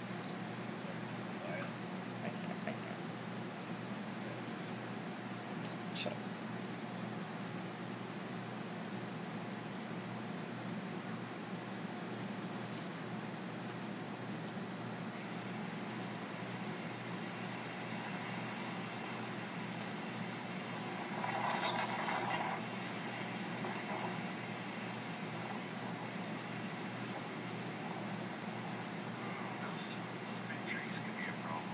You should shut up.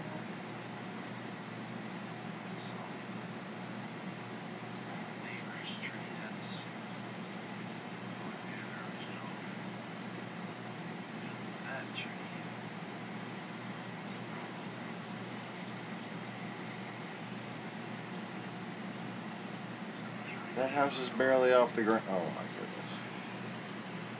That house ain't raised up like a house in Houston, man. That's barely off the street.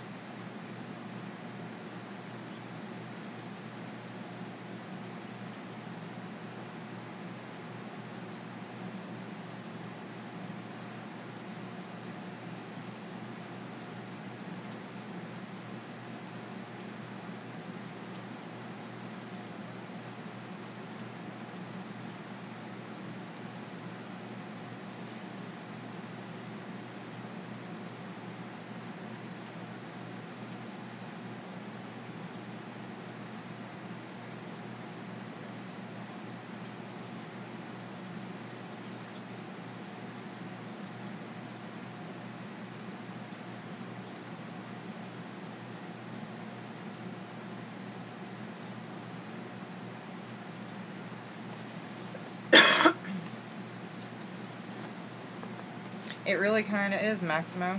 It's very painful to argue with a rock. And pointless most of the time.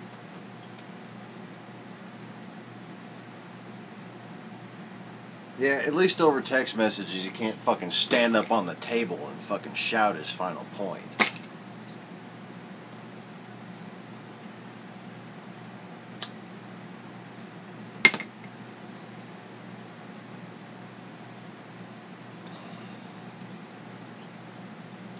But he's still gigantic, bald, and muscular. So, it would be really fucking intimidating if he did.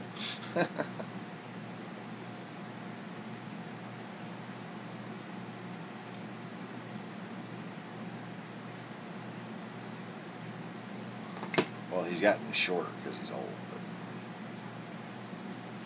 the man still has biceps the size of my head, you know? Right.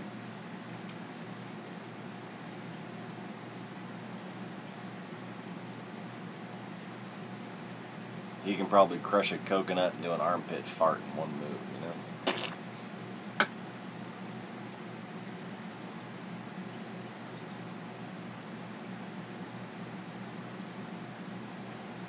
But see, you know,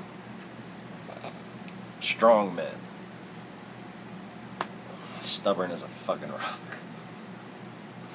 And him of all people. IQ 210, by the way. Yeah, IQ 210.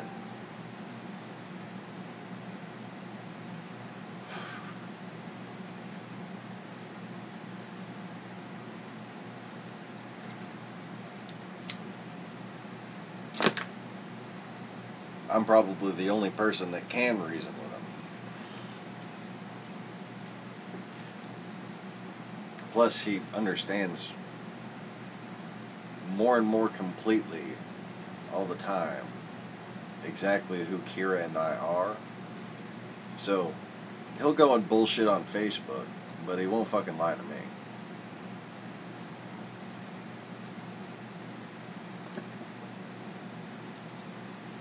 Yeah, he doesn't like making me mad. He gets scary. Maybe that's really my IQ. Ooh, 420.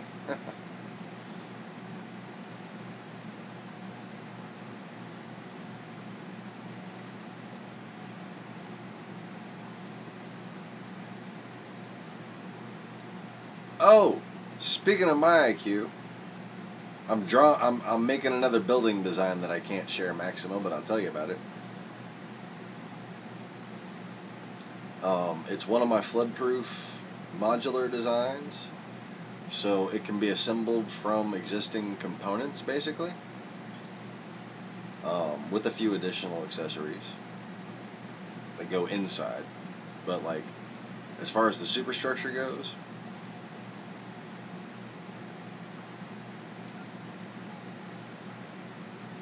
it has, you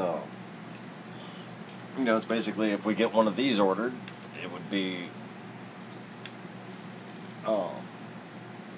very few components that didn't already sit on the yard that would have to be made. So you just pick from the yard a parts list and put it in one container and ship it off, and that would make this building, right?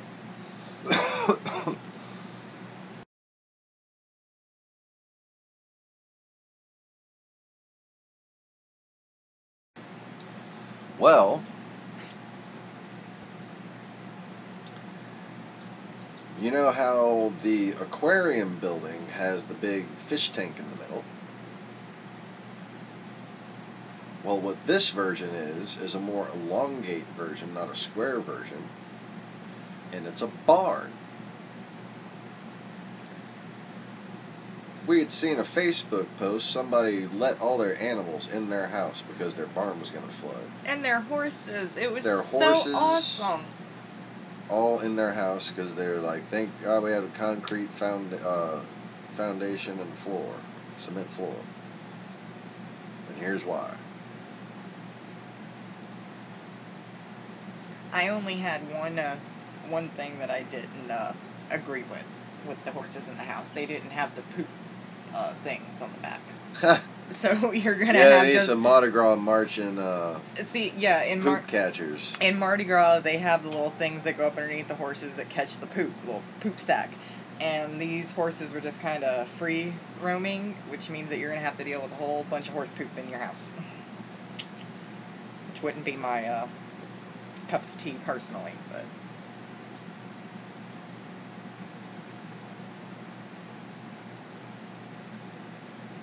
So, yes. The central tank, as I've said for other applications, could be used as a central water reservoir. This one's going to be slightly elevated so it can be fed through gravity piping.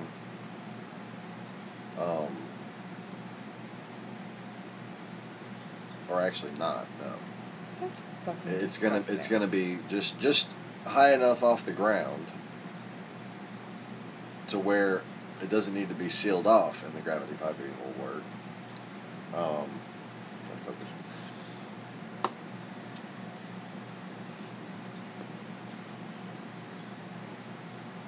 And that central reservoir is going to be plumbed to a horse trough. Okay. So this is going to be an open barn with stable areas that are 16 feet by 12 feet.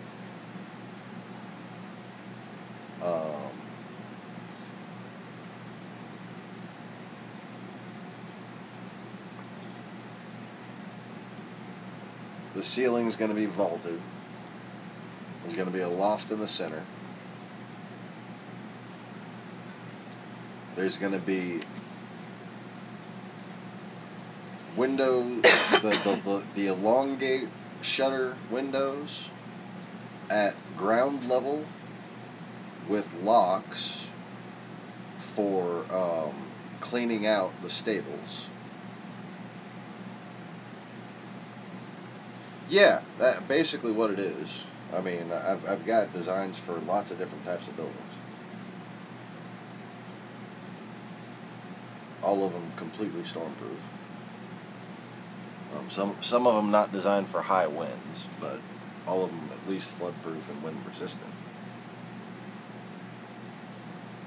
And my roof gabling and guttering makes my roofs a hell of a lot more wind resistant, even when I have vertical walls.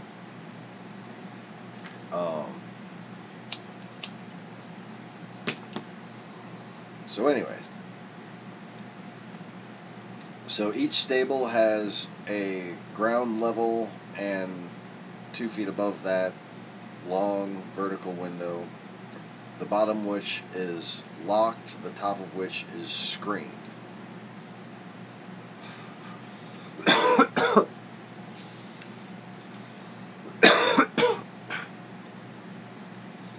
Now, you're going to keep hay in the bottom of a stable because obviously if a horse is going to go in there to get out of the rain, it's going to be shitting in there. It's going to go in there to sleep, it's definitely going to be shitting in there. So you're going to want to be able to get that out easy. So instead of having a scenario where you have to use a wheelbarrow and shovel the shit out of the hay, you just shovel shit to the area right in the front of this gable and you push it the fuck out of the building. And if you unlock the flap and literally just push it right out, the flap comes up as you push.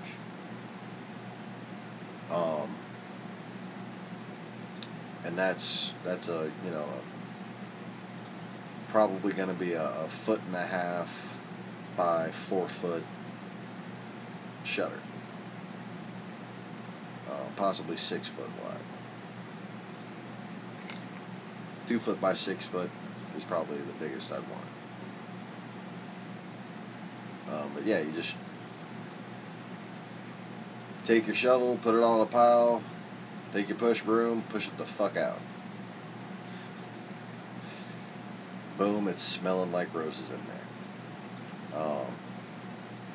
And then, of course, you know, either wait till the rain comes or wash it away with the hose later. You can grow a nice garden down there. It has just poo falling on it all the time. How about that?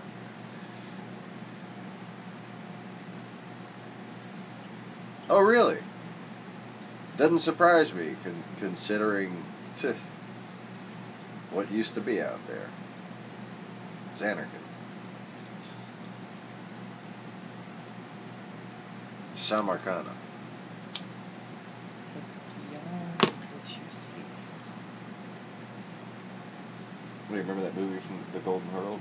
Golden Horde, the city Samarkand? That's hilarious.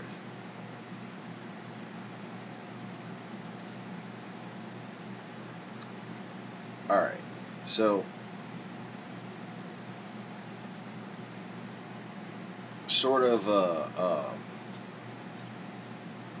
corner triangle water troughs are going to be plumbed into the central reservoir. And actually, like,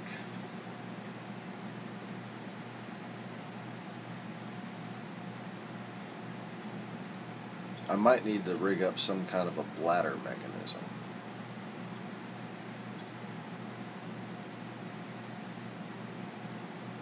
Or,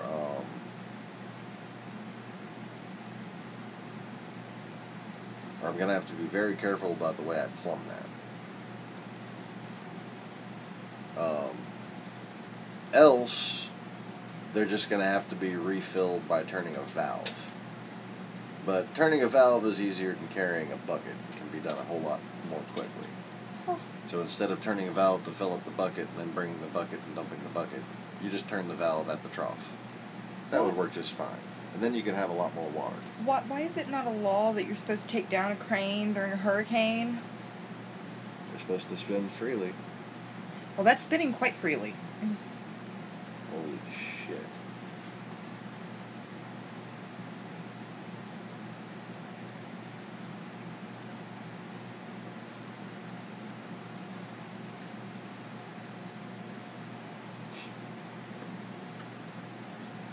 That's in Miami. Is it around noon? It's not spinning that fast. The video's sped up. Was it? Yep, look at the waves. Like every time they show the shore, look at the fucking waves. So there's a video circulating on Facebook that has this fucking spinning. Show me this. Show me the speed again. 2,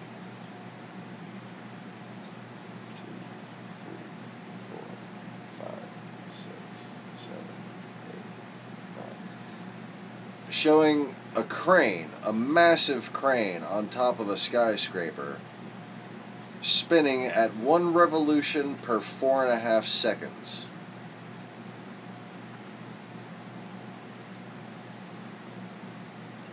That'd be fucking scary, wouldn't it? The centrifugal force should rip that crane off the pillar in no time, just from the weight of the spin. Okay, just from spinning. It doesn't even need any wind anymore. All right. Of course, the wind would determine the direction that it snapped, more than likely. But if you look down on this fake news post, which, you know, you should report that as fake news. Look at the waves in the bottom left corner, and you can see a wave taking less than 1/4 of a second to break. Just over and over again, these waves are just going splash, splash, splash, splash, splash, splash.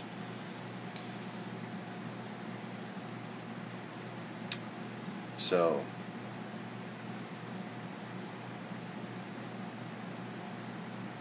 let me just try to guesstimate this out. Hold on. Let me do some calculations in my head right quick. I'm just going to do this rhythmically. All right. Drummer math is a good way to put it.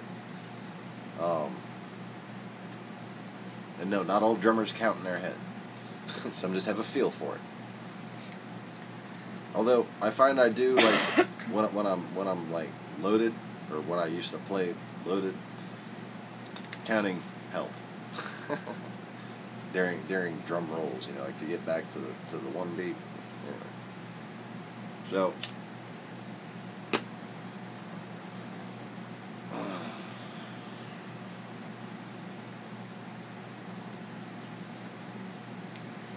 Four and a half rotations, or 4.5 seconds per rotation. And let me just try to play out like a song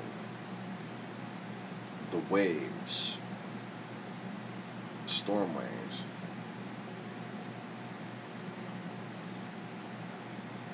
Boom, boom, boom. And they're going boom, boom, boom, boom, boom, boom, boom, boom. So that's 20 times the speed. Alright. So 4.5 times 20, you get 90, right? 90 or 100? Yeah, 90. Need another sip of coffee, and I could have been more certain about that.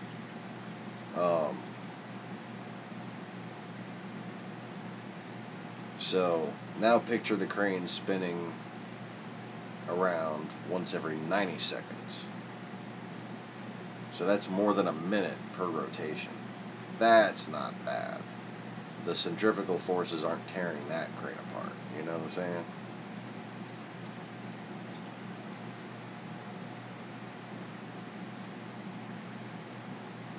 Sweet.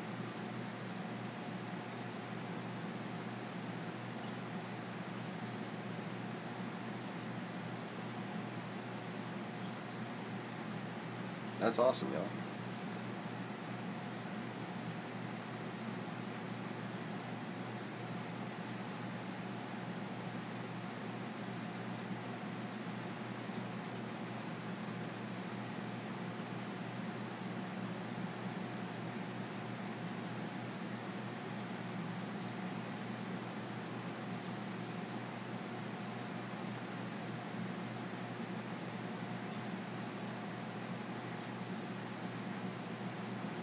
Yeah, I got it in my head too, Max.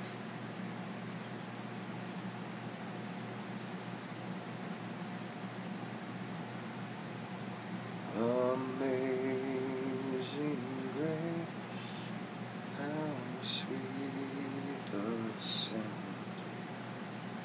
saved a wretch like me. Perfect.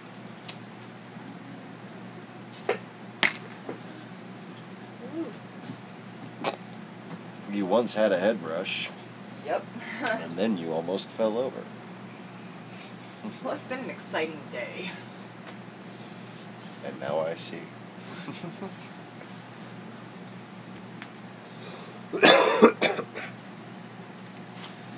My chains are gone, I've been set free. My God, my Savior, has ransomed me. Like a flood, His mercy reigns, unending love, amazing grace.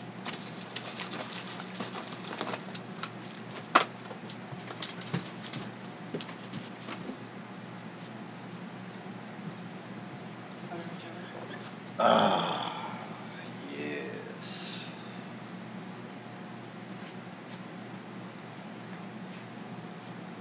I wasn't saying yes to the song. My wife looked at me from the kitchen and said, "Would you like butter and jelly on your biscuits?" Yes. This is like pre-dinner appetizer. Also known as the only meal I get to eat today before dinner. Well, you and me both. I have not. Oh, I did wind up eating a pizza last night. Oh, that's good. Yeah. Well, I I ate 2 parts of the, well, like, I guess, like, technically. Are you ever going to finish your salad? Oh, yeah. Like, please stop forgetting that and let it go to waste. You were supposed to remind me to take it to work. Oh.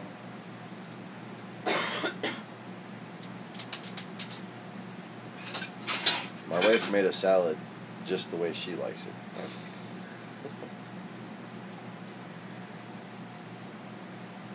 What? Looks very nice. It's just, not my type.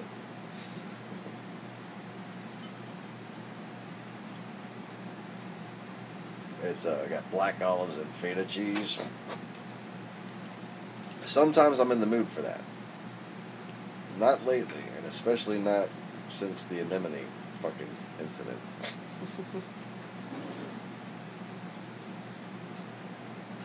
Yeah, make you some biscuits, Maximo.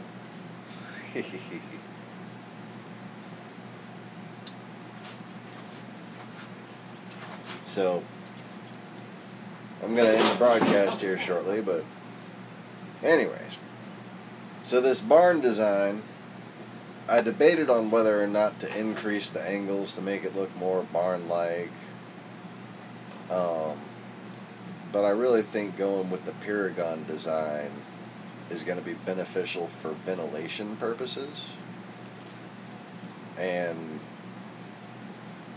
because why not make a barn that could save livestock from tornadoes? You know, for use out in the Central Plains and the Midwest.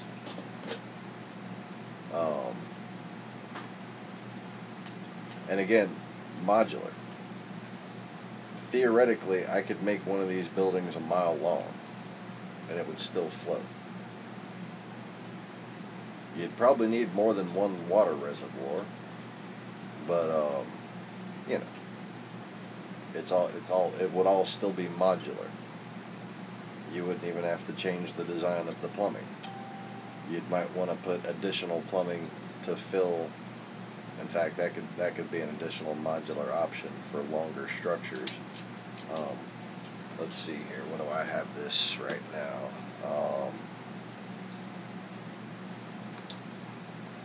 8 times 1, 2. Shit. It's supposed to be 7.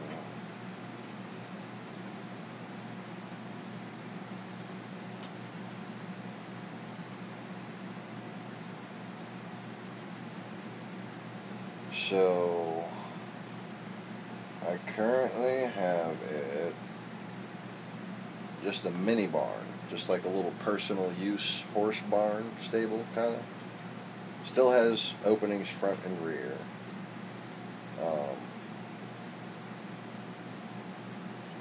But I think I might have to do this with the second tier structure modular building, which uses 8-foot 10-foot sections.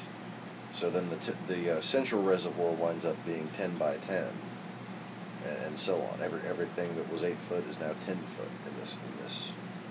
It's in the second tier. Basically, you have all the same series, all the same buildings. Second tier is 10-foot sections instead of 8 foot. All right. And of course, everything's more expensive, but I would think you'd want 10 foot for horses. And in fact, you could go third tier, which is 12 foot. That's, everything gets bigger and so on. So, 10-foot sections, this is 70 feet by 50 feet. 8-foot sections, it's, biscuits are ready. 8-foot sections, it's going to be 56 feet by 40 feet. Yes.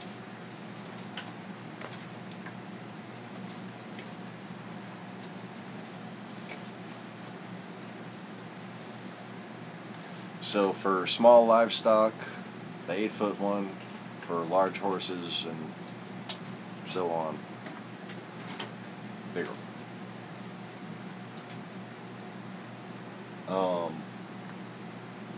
This particular unit has room for 4 individual stables, that are, you know, like adequate in size to be considered luxurious for like an animal that you'd love, you know, just because it's its sleeping space or its emergency space. You don't want it to be cooped up too much.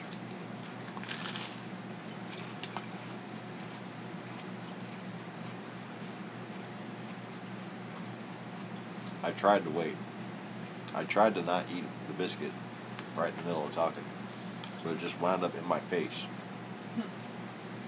Oh, it's so delicious. Wow.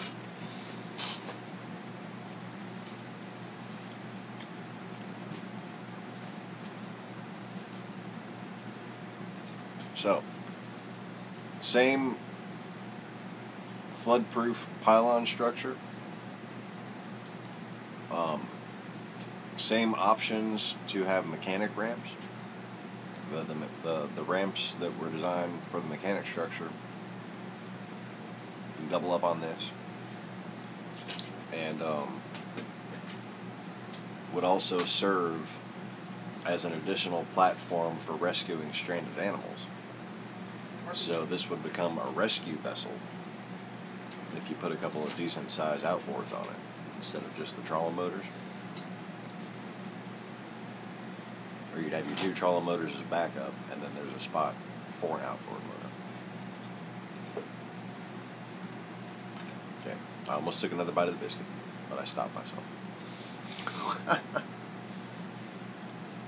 So,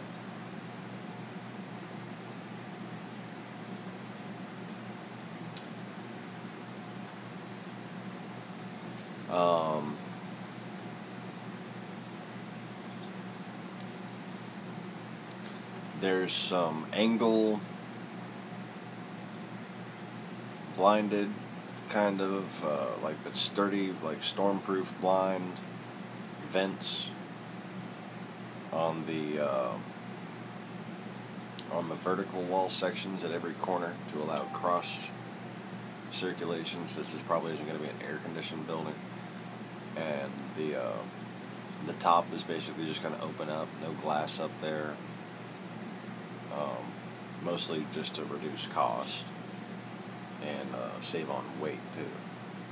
Because if you want, you know, a bunch of animals in there, you can fit 2 horses that get along in each of those quarters.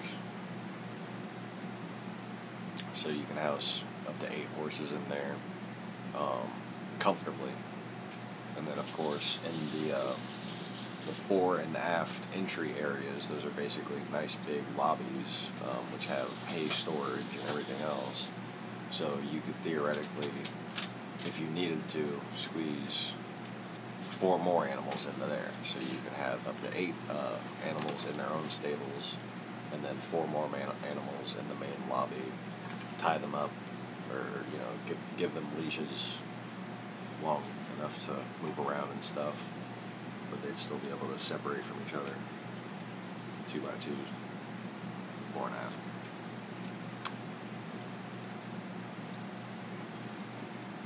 So, and no intentional musing or whatever by fucking arranging animals by 2s. Wasn't implying anything there. Just seemed logical. Anyway.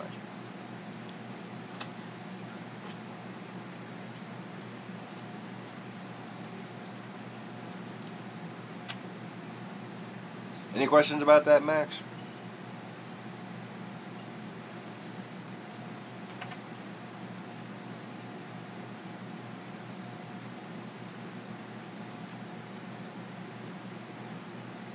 I really kind of can't wait to get like whatever patent I can on my building once it's built, because like some of the techniques I'm going to have to show the construction workers what I want done, and some of it I'm going to have to do it myself because it's going to be too hard to explain. But like, I'm gonna kind of make a cheap version of laminate flooring on like a larger scale, but it's gonna kind of use basket weaving logic also. for its strength. Anyways.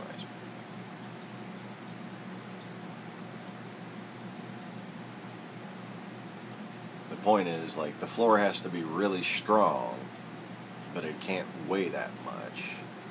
And it has to seal off completely.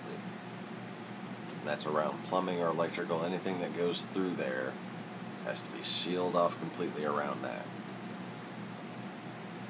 And that even includes drains. Drains have to drain far enough down to where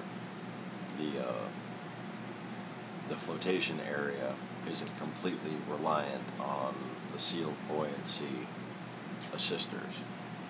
Because basically, there are cheap things you can do to stuff under a building that'll make it float. But I don't... Dingo, stop chewing on yourself.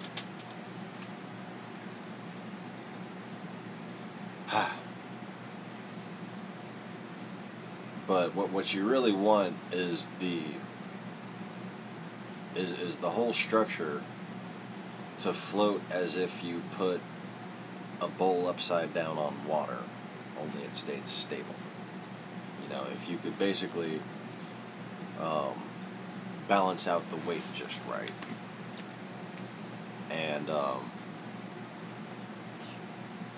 I have some pretty complicated balancing mechanism. Yeah, he startled me too. And he'll just be sitting there trying to chew himself quietly, so I won't tell him to stop. And then suddenly he'll do that, startles me, and then he gets up and runs off. Yesterday, when you were sleeping last night, and I was keeping an eye on the fishies, he was, in his sleep, he was having a dream, and I was talking to him, and and then I said, Dingo, it's okay. Dingo, it's okay, baby. Dingo. I'm like, what the hell do I gotta do to, make him stop? Oh, no, you gotta go with him. You gotta go, come on, Dingo, let's get him. You want me to get him with you? Come on. Let's get him, Dingo. Okay, get him. Come on, Dingo. Let's get him. That was where I had failed, apparently. And then he'll start growling, and he'll be having a good old time. Put your flip-flops on. I'm gonna give you some of that before bed. Are you hurting? It hurts a bit. It hurts a little bit. Right, but the point is basically the things that are already going to be there, you seal them off in such a fashion to where they and a minimal amount of sealed superstructure can make the building float quite well. Okay? And what you have is... Oh man, I don't want to explain too much of my redundancy system, okay?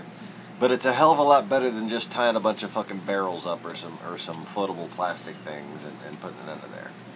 And it's a lot cheaper, and it's a lot less obtrusive. So it's not always there. But if it wasn't for the other aspects of this, it wouldn't be safe enough to be dependent on. And any more than that would be too much of a clue to exactly how I build it. But the wood all seals around, and it's like an inverted aquarium, how the fuck would you describe it?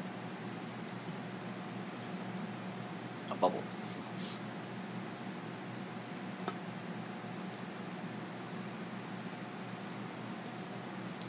Cool it down. Walk.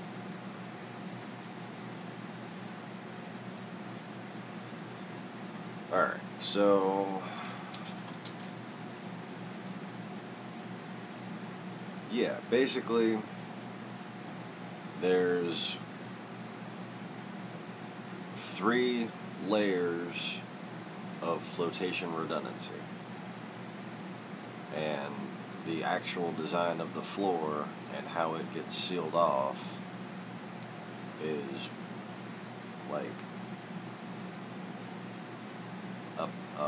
an overlapping redundancy that makes the others work. Yeah. Anyway. But yes, it floats. Floats well. And it floats in bad situations, and will still float if it take some pretty hard hits, and its primary floating devices are fucked up.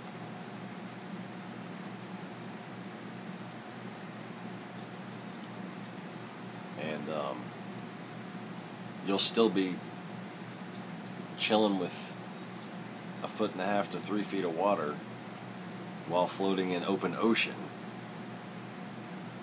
even if the floor cracks open and the primary flotation devices are messed up. That's just how it's built. That's how the whole building is built. Wood floats, you know.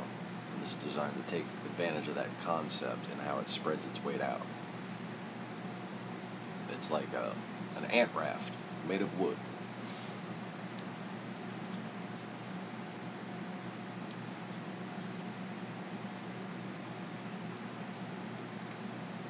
So even if you lost your bladders and barrels, is what I'm gonna call them, you know, because you got to come up with a fun sailing terminology. Bladders and barrels just sounds like a sailing term, doesn't it? Even if you lost your bladders and your barrels and your floor cracked open, you would still be able to walk around the floor crack. You know, you'd still be able to stand up in this thing. It would still hold together. And push come to shove, you could evacuate to the loft, and the whole roof opens up, so there's no, like, I'm going to get stuck in the attic and drown scenario.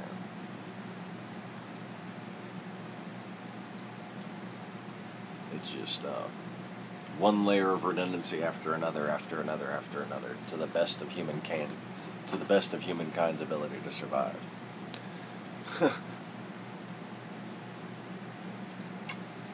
And in this case, to help their animals survive.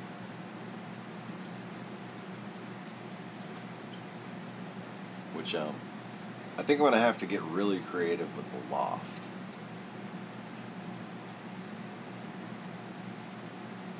And possibly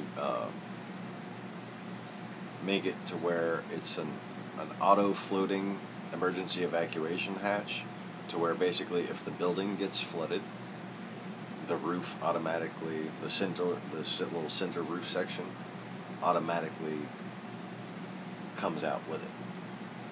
So if there's 3 feet of water in the building, the roof is going to raise 3 feet higher than it normally sits. And it normally is going to sit open for ventilation purposes. So as soon as you get 3 feet of water in there, you got 5 feet of clearance. If there's any kind of level of water in there that's going to threaten the horses, there's going to be enough clearance for them to get out. Savvy? And in addition to that central structure, I think I'm going to make it into a square spiral staircase that animals would be able to climb up as the water rose. Because if it's going to be 10 feet wide, that might be just wide enough to lead a horse up.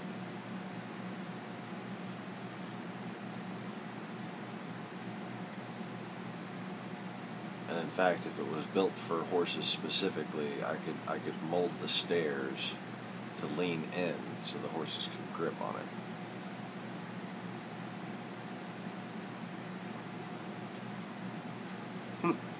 Interesting.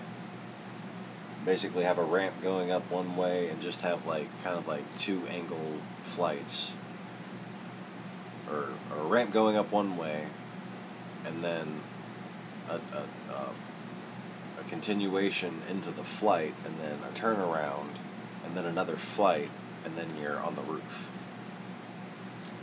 So if some sort of damage should sink the building, all the livestock would be able to get out with relative ease in that case. But I'm going to have to do the calculations and see how far I have to offset everything. Might have to sacrifice some storage space in the loft to do it. But I think I could actually make that an installable feature. Now,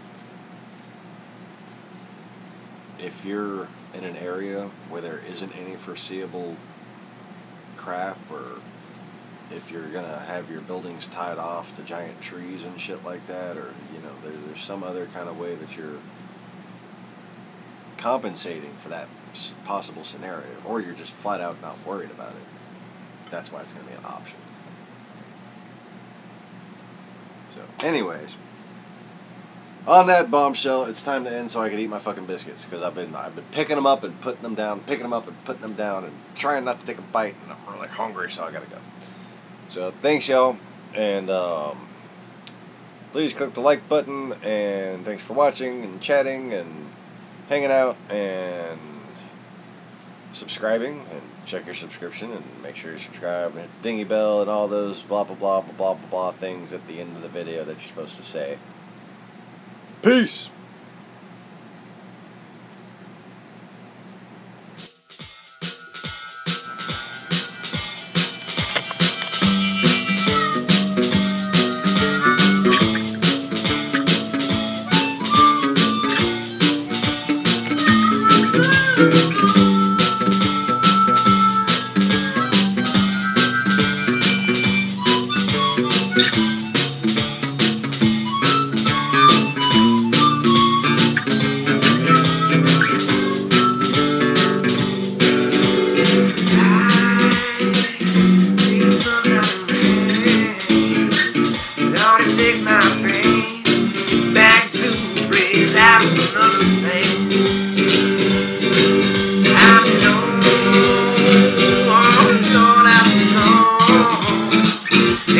In my